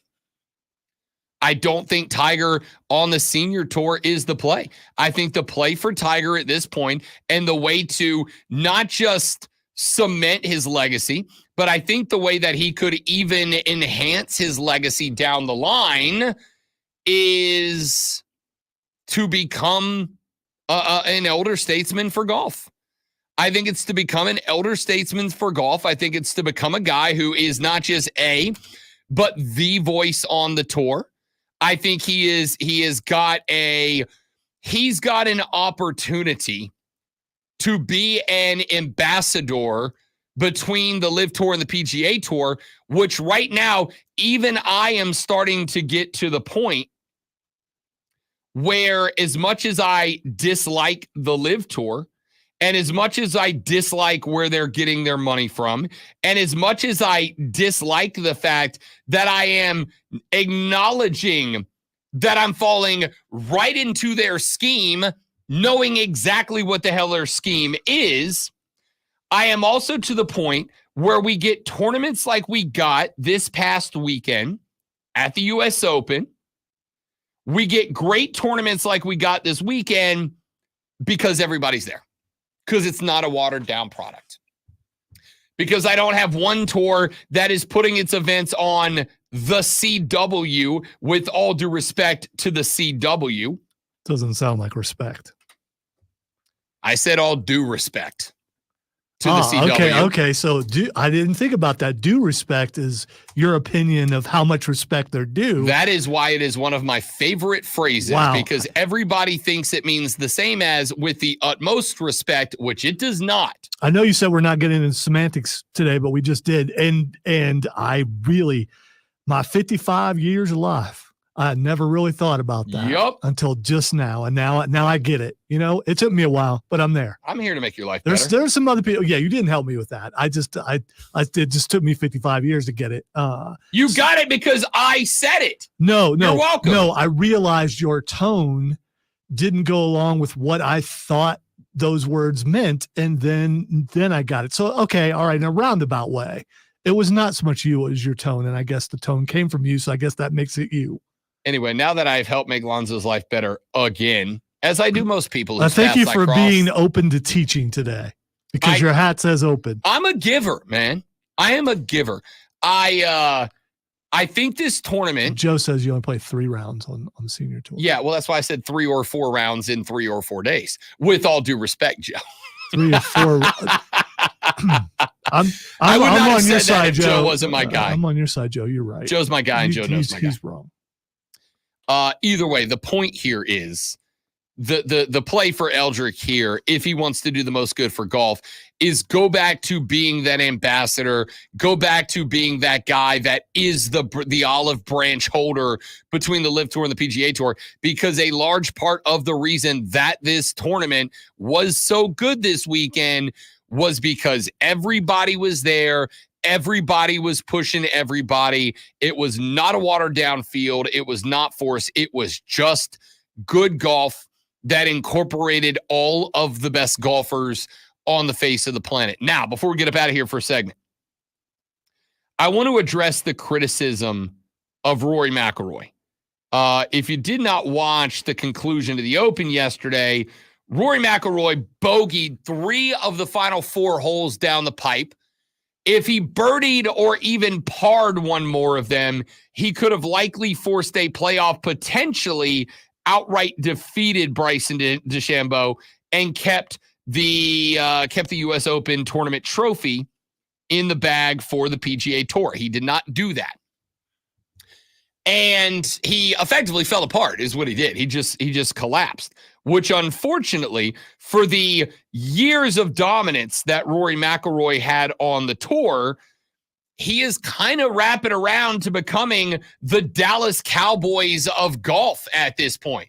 Looks real good till it matters, and then he collapses, then he falls apart down the stretch. Rory McIlroy yesterday, after Bryson DeChambeau knocked down his putt that ultimately won him the U.S. Open, Rory couldn't get up off of the course fast enough.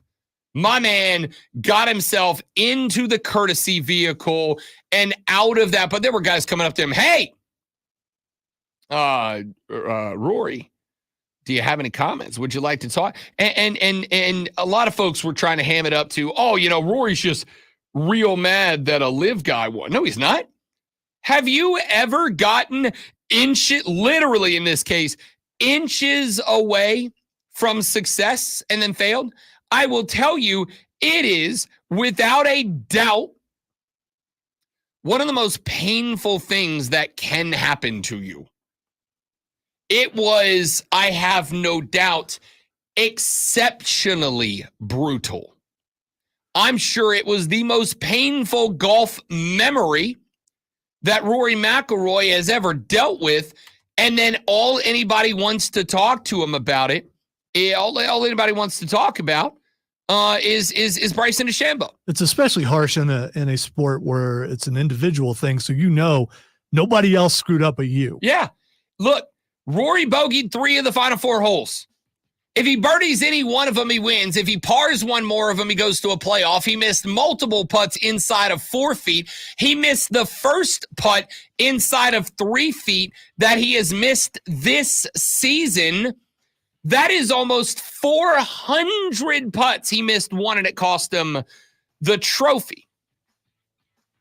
So, with that being said, I find it very interesting that people are up on his grill. That being said, I said earlier in the show, hey, look, golf has got etiquette that other sports don't have. It has formalities. It has pageantry that other sports don't have. And a part of that pageantry is, I don't care if you won by 1 or lost by 90. On the 18th, you take your hat off and you shake the man's hand. Literally, me and my drunk butthole buddies do that when we finish 18 on a Saturday afternoon, right? You take your hat off and you shake the man's hand, and Rory just kind of left. I'm kind of halfway on this. On one hand, like, you did break the etiquette of golf. On the other hand, I have gotten that close and failed. And I know that sometimes it's best for me to not be around people because I'll say some dumb things. Back after this on the Rob Brown Show in the Fan Upstate. I sent you a video. Look at Kurt Warner's face. No, just look. Oh, wait. There's a Kurt Warner video? Yeah, I just sent it to you. Look at Kurt Warner's face. I'm not going to tell you what it's about. Just watch the look on his face.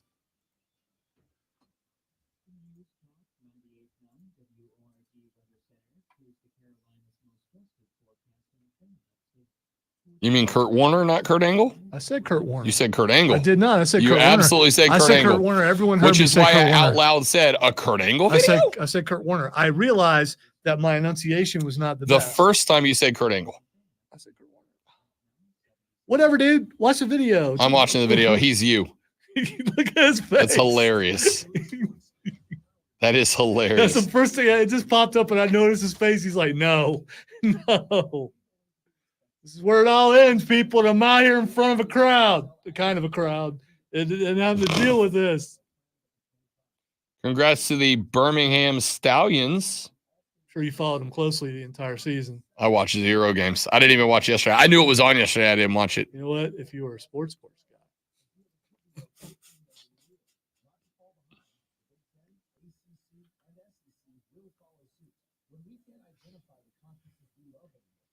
Well, James, I said Kurt Warner. And we can find out.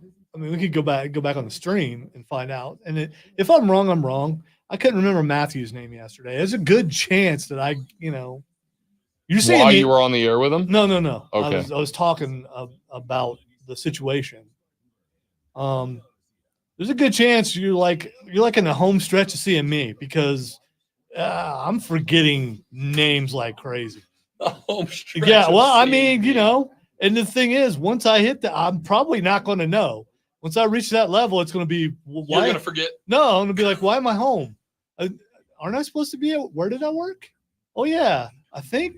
No, that's not it. I'm going to get a call one day. There's some old guy on the side of the road. He's just repeating the Rob Brown show over and over. Oh, you know anything about that? That happens already. He's getting the whole guy. He's so stressed because of what you did to him. Ruined his whole day. I bet I didn't. And threw your nose up in the air and walked away. You know how I know I didn't? Because that guy told him. Because that guy only cares about himself.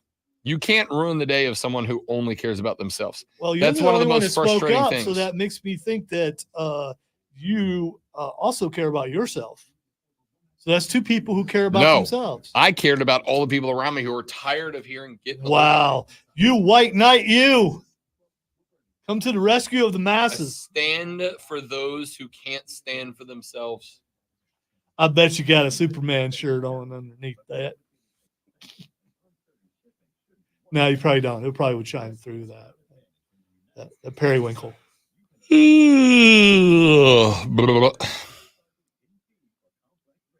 The most non-manly color, periwinkle. That's like a salmon, isn't it? No. Periwinkle's a flower, but what's the color? Oh, it's like a lightish, but it's like a light lavender.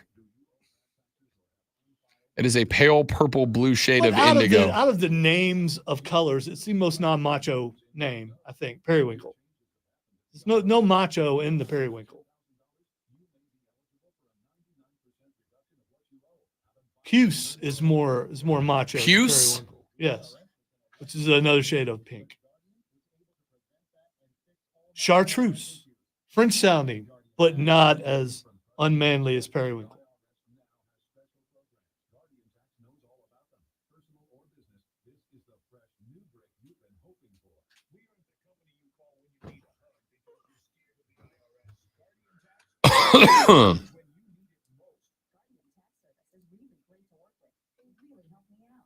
I'm guessing that's soccer, Keegan, because I don't know who that is.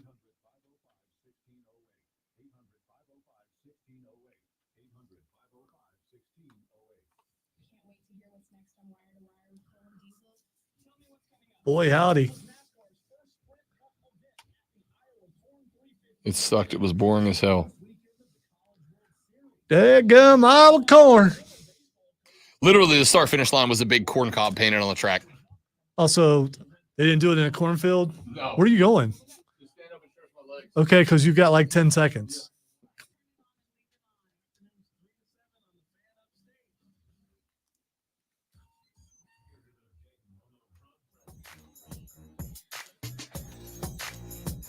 Good morning. Good morning. Unnecessary. Welcome back, ladies and gentlemen. Spectacular to have you. I don't mean to alarm anyone, but at the end of this week, we will be 10 weeks away from college football.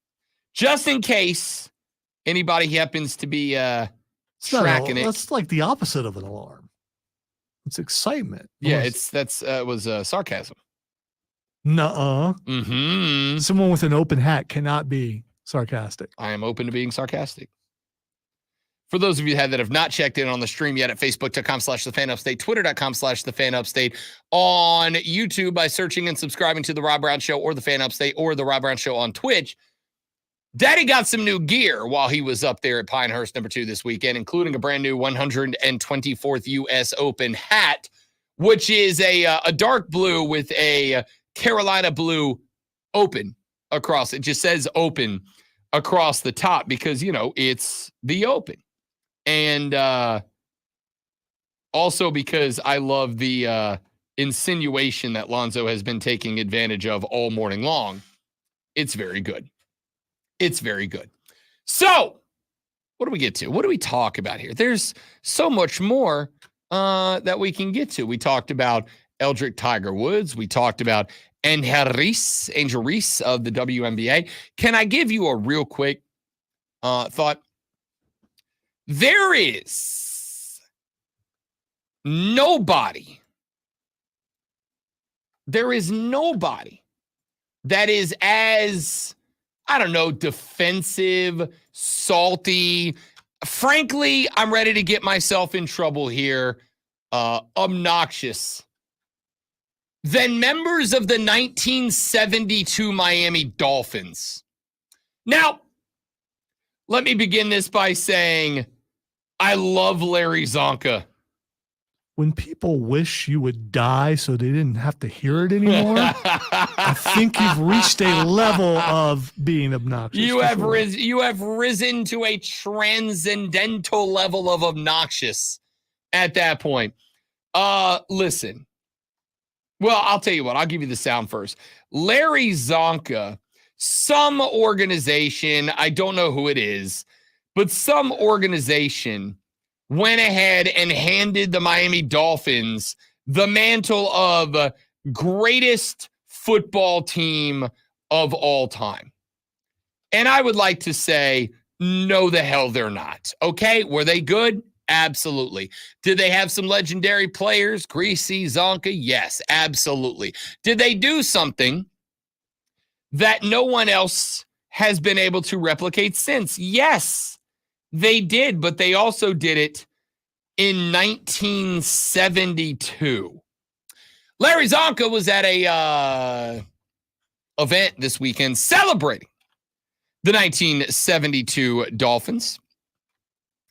And he was asked, hey, how do you feel about being handed the title of greatest football team ever? And Larry Zonka said, We took the thing. That's what happened. I'm tired of people telling me how they named us. They named us.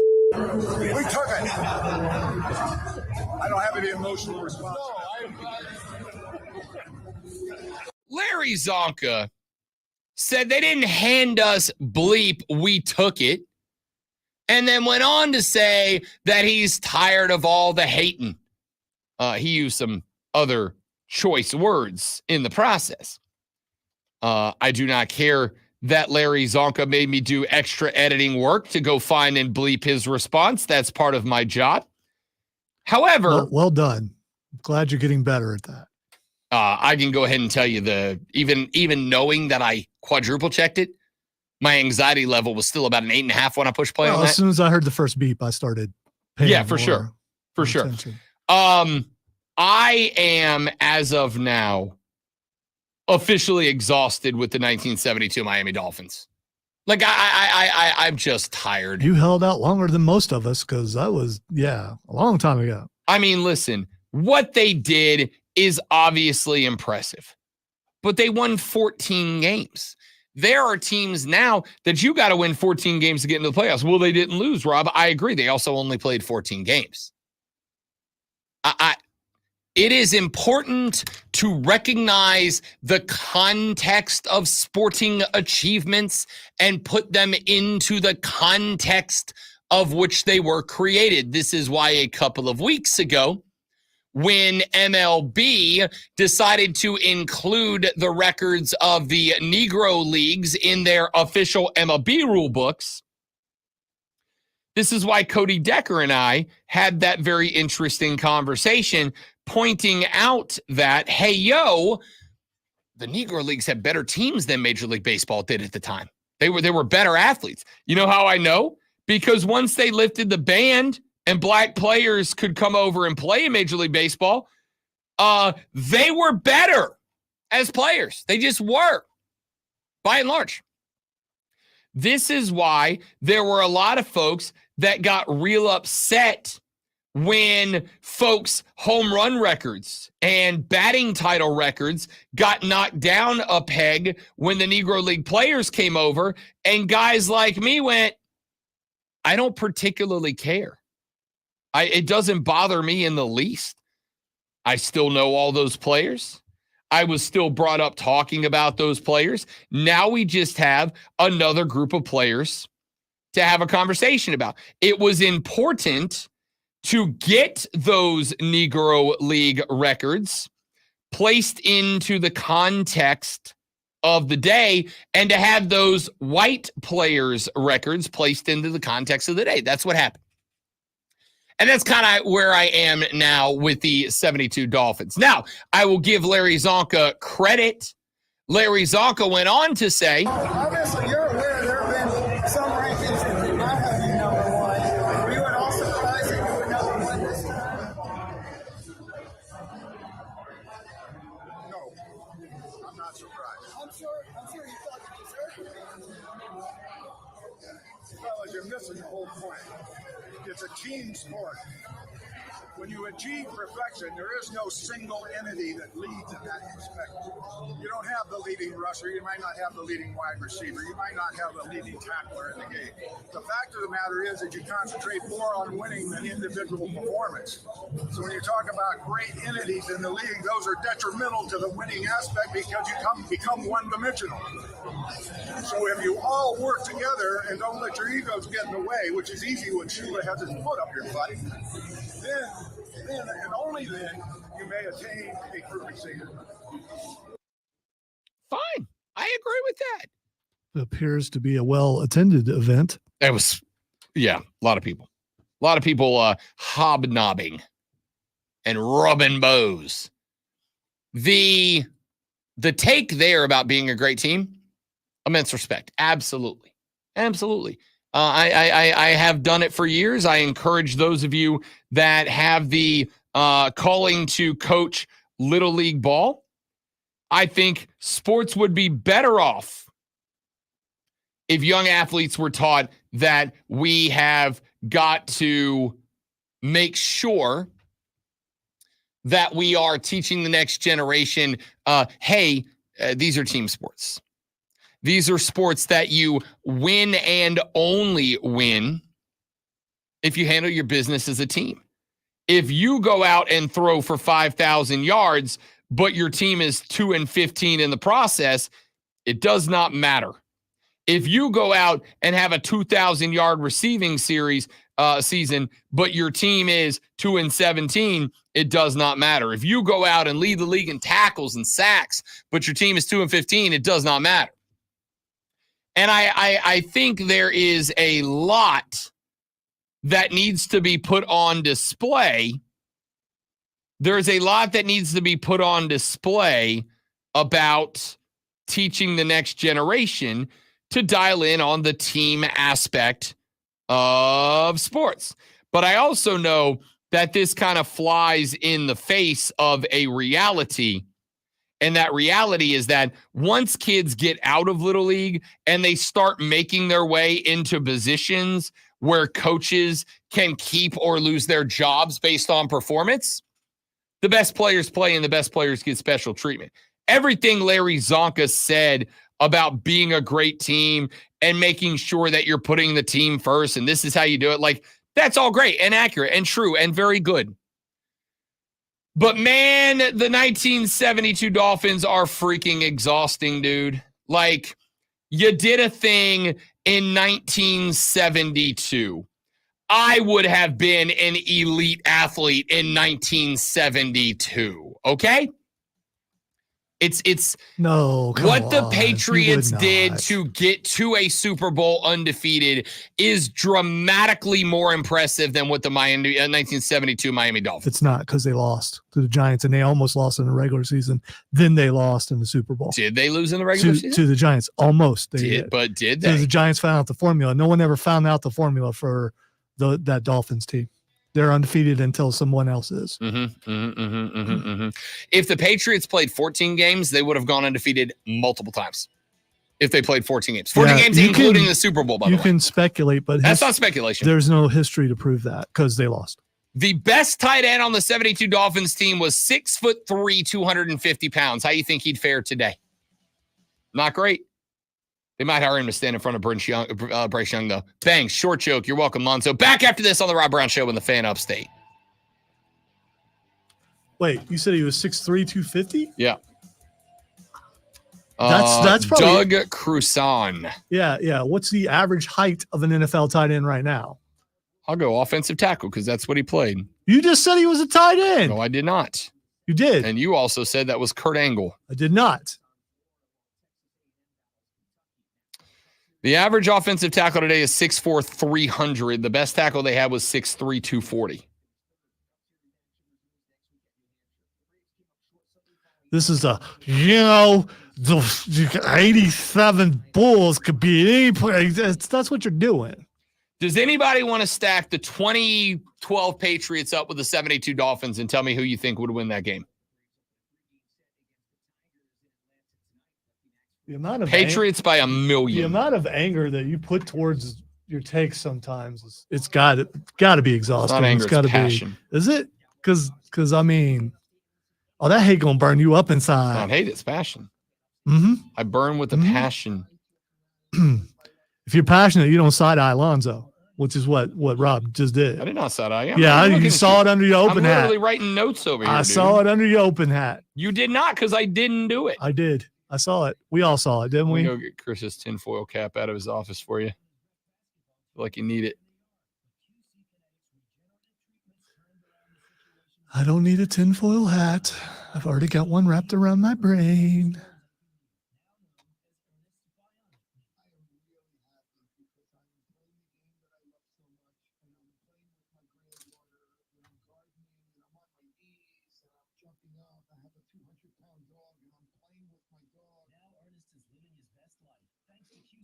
Who, James? The Browns or the Patriots? Which team would win?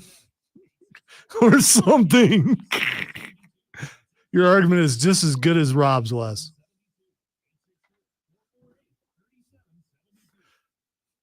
Or something. No,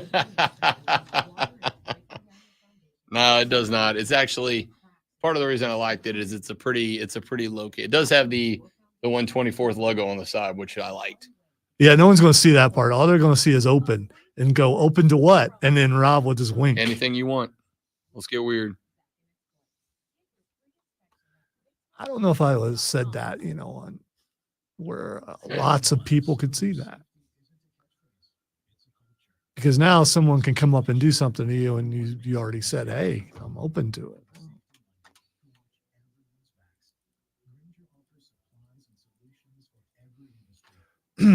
This is how non-fun Chris Evans is, because he won't go against Rob Brown. I know they're tight and everything. I try to get him to come in and yell, get in the hole, and he won't do it because I think it would hurt Rob's feelings. And it's precious, it's special, it's just cute. What if he it's just so cute, like all the correct people think it's very dumb? It's just cute. Whereas I'm sure if Rob asked Chris to come and do something that was towards me, he would do it.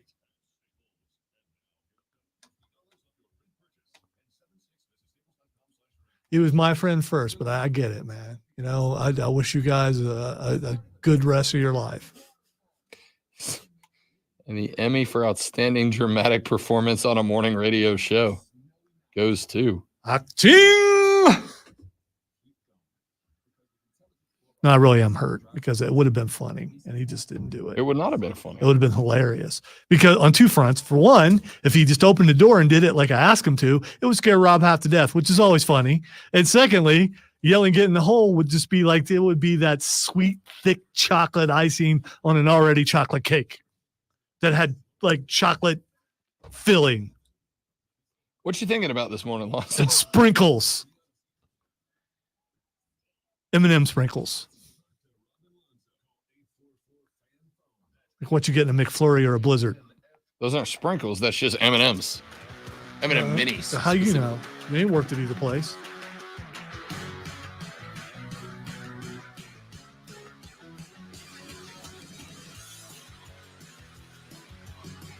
The Rob Brown Show rolls on. Final segment underway. Be a part of it.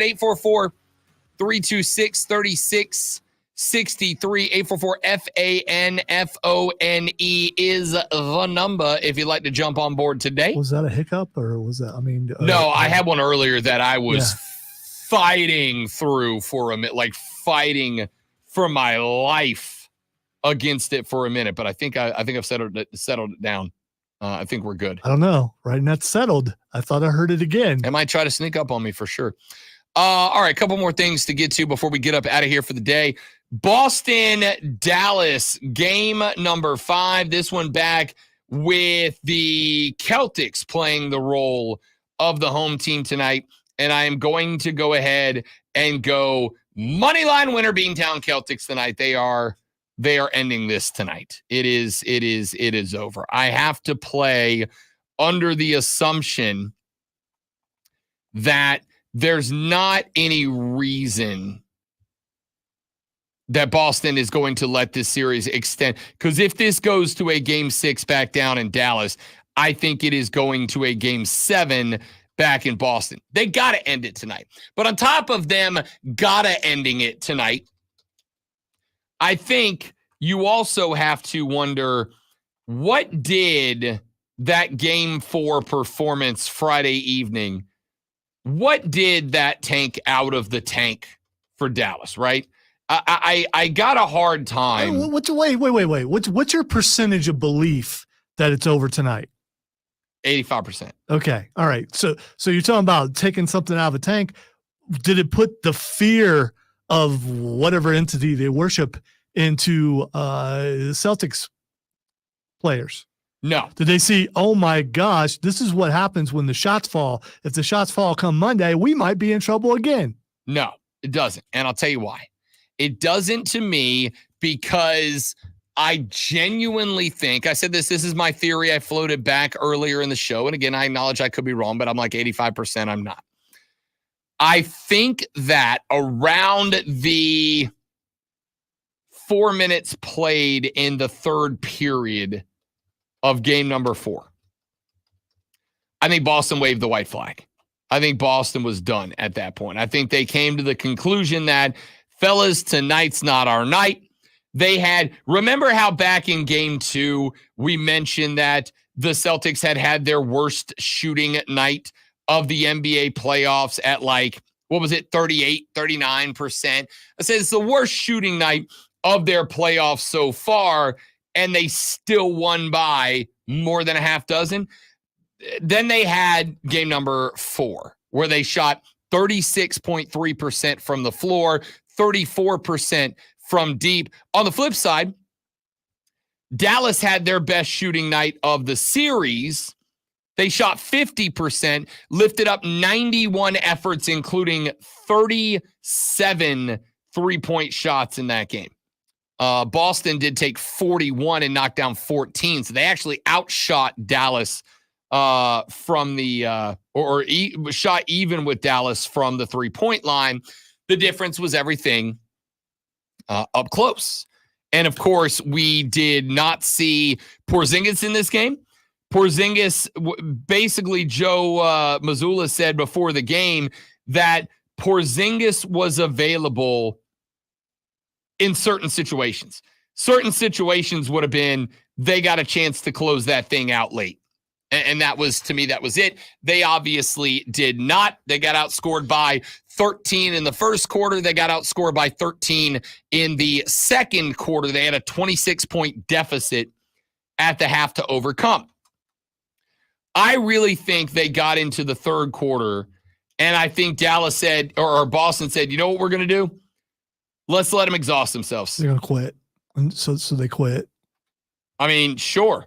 Or conceded the game because they realized we're better served to be more ready to go in game 5 than to try to dig out of a 30-point hole here. I'm not a wordsmith such as you, but conceded and quitting the same thing. Conceded the game, not the series. I mean, if you want to say they quit we're talking about an individual game right now. No one said anything about the series. So they quit that game. Sure. Okay. Sure. All right. They quit that game because they recognized being ready to go, or at least as close to 100% for Game 5 back home, was more important than trying to storm back down 26 in less than 2 full periods of basketball.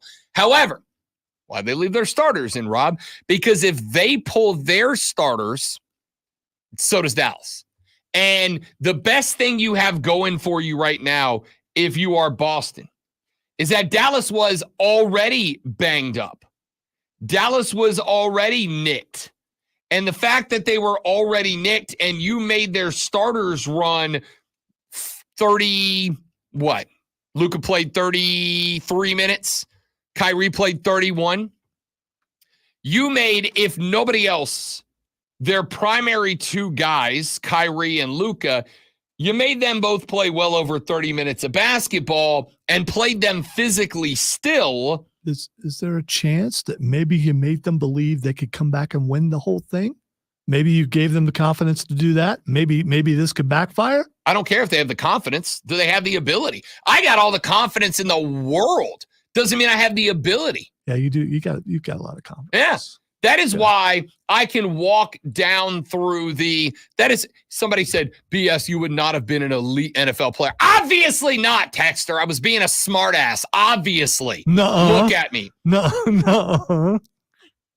That level of confidence, as was just put on display right there, is the confidence that had me walking down the 18th fairway yesterday or Saturday at the U.S. Open, looking and going, yeah, I'd drive my shot right there. I'd hit my approach there. I'd chip into there on that spot on the green, put it back. That's my birdie. I played Golf Friday. I made 0 birdies on a local easy course, but the confidence said I could have stepped on to the tee at Pinehurst 2 and birdied out 18, a hole that was giving up no birdies all weekend. By the way, you're right, Texter. There's no way Rob could have done that, but I could have. Confidence. Unjustifiable, undeserved confidence.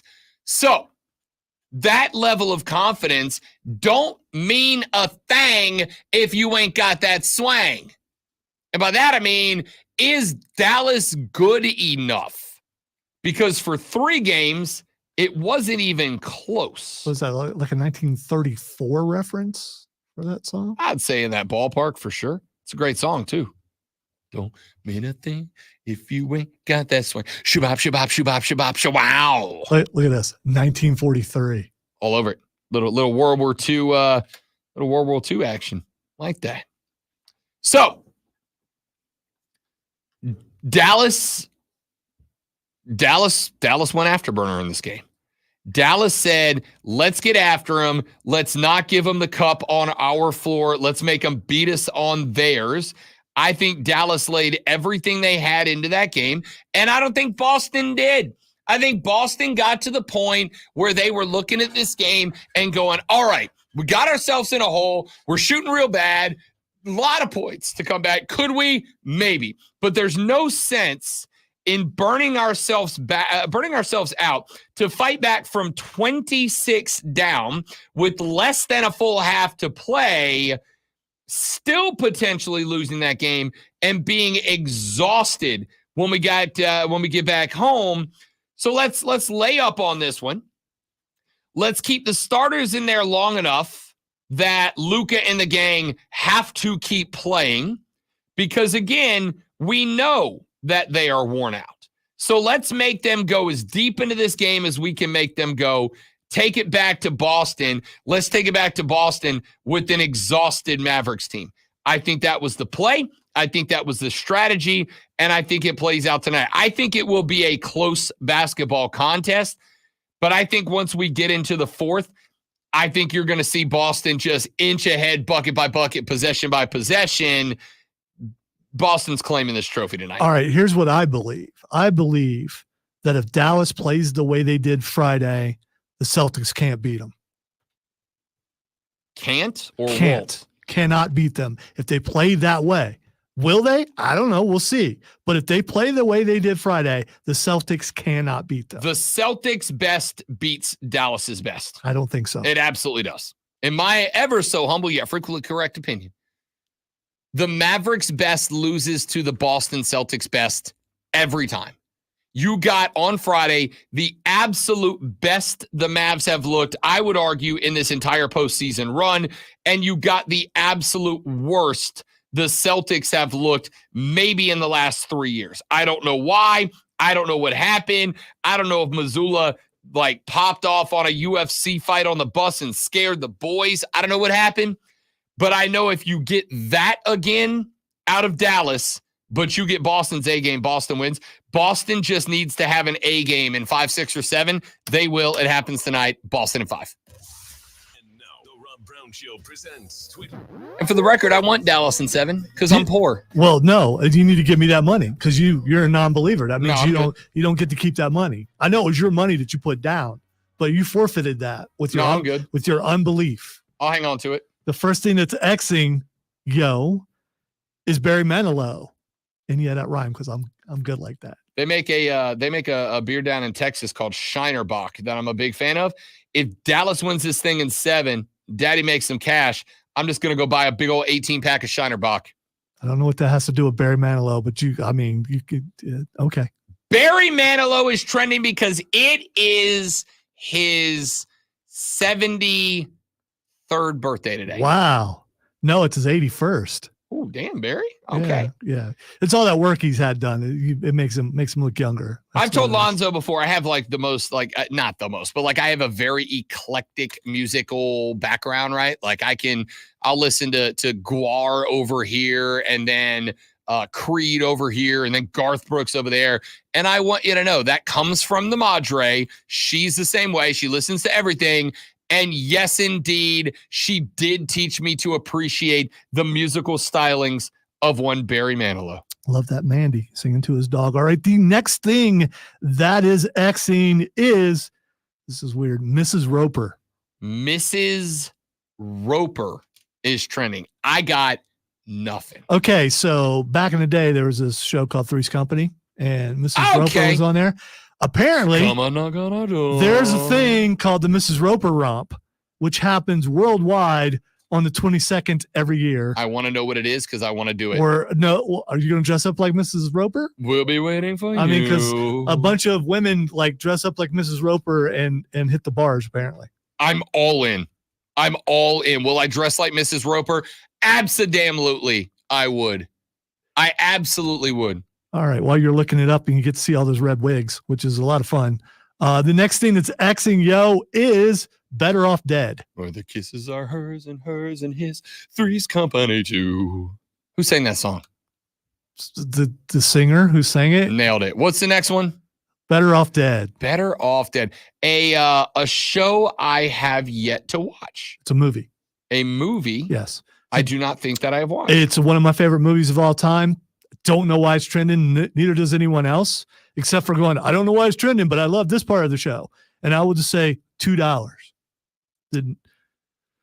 All right. So today You should watch it. I have. And one thing I cannot believe is not trending today is House of the Dragon or anything connected to it. Yeah. Okay. Uncle Howdy is trending. I saw that too. Monday Night Raw tonight. The countdown timer ends during the show. So we'll see if our patience shall be rewarded. Game of Thrones, House of the Dragon, season 2, episode 1 aired last night. Got to watch that. Got to watch Raw. Got to watch the NBA Finals. Got the NHL Finals tomorrow. I just found a documentary on HBO called Ren Fair. Have you seen this? I've heard of it. I watched an episode last night. I'm all in. Cannot wait to finish that. We are busy this week, all right? It's a good thing that Lonzo and I both would have been elite NFL players in the 1970s. Be in the Hall of Fame, dude. Because it means that we've got the gas to kick ass this week, and we will. He's the great one. I'm Rob Brown. Have a lovely rest of your Monday. Don't drink and drive. I'll punch you in the face, and we will see you back here tomorrow to do it all over again, but better on the Rob Brown Show and the Fan Upstate later. Yeah!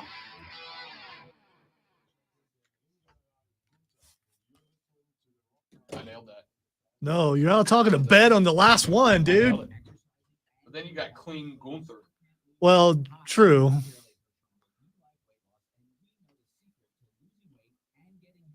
All right. What do I have today? So, Jay Busby, I've had him on the show a bunch, Mhm. national writer for Yahoo. Mhm. I got to meet him this weekend for the first time in person in 17 years of having him on my radio show. That's cool. It was, and he was super kind. And he goes, "How come you don't have me on weekly?" And I was like, "I don't want to bother you that much." And he's like, "Dude, give me a date and a time. I'll come on weekly. We'll talk Braves, we'll talk NASCAR, we'll talk golf, whatever." So we're going to put him on the list because I love Jay. He's good people. How did you meet up? You just happened to He's covering for Yahoo. No, you just happened to see him in the crowd? No, I texted him and Oh, asked okay. if he was going to be covering it in person. And he said, yeah. So I texted him. I said, well, we'll be there Saturday. And he said, what time are you getting here? I said, real early. I've never been, so I want to see every bit of the day. And he goes, I get a little bit of a break between when the first guys fighting for their lives go out and then the leaders, because the leaders don't go off till like 1 PM. He's like, so I've got about an hour and a half if you want to catch up. And we did. That's Super cool. cool. It was very cool. All right, guys, gals, amigos, amigas. Y'all are all spectacular people. I appreciate you being here. Thanks for continuing to put up with our, what was the word? Reading's difficult. No, I got to scroll up to find what Matt called us earlier. I forgot what he said. Oh, there it is. The great nonsense. Thanks for being here for the great nonsense. A little nonsense now and then is finished by the wisest men. Turn the hat around because now you are close. It doesn't say close. Well, that would be cool. Nonsense. All right, dudes and dudettes, you're amazing. Goodbye.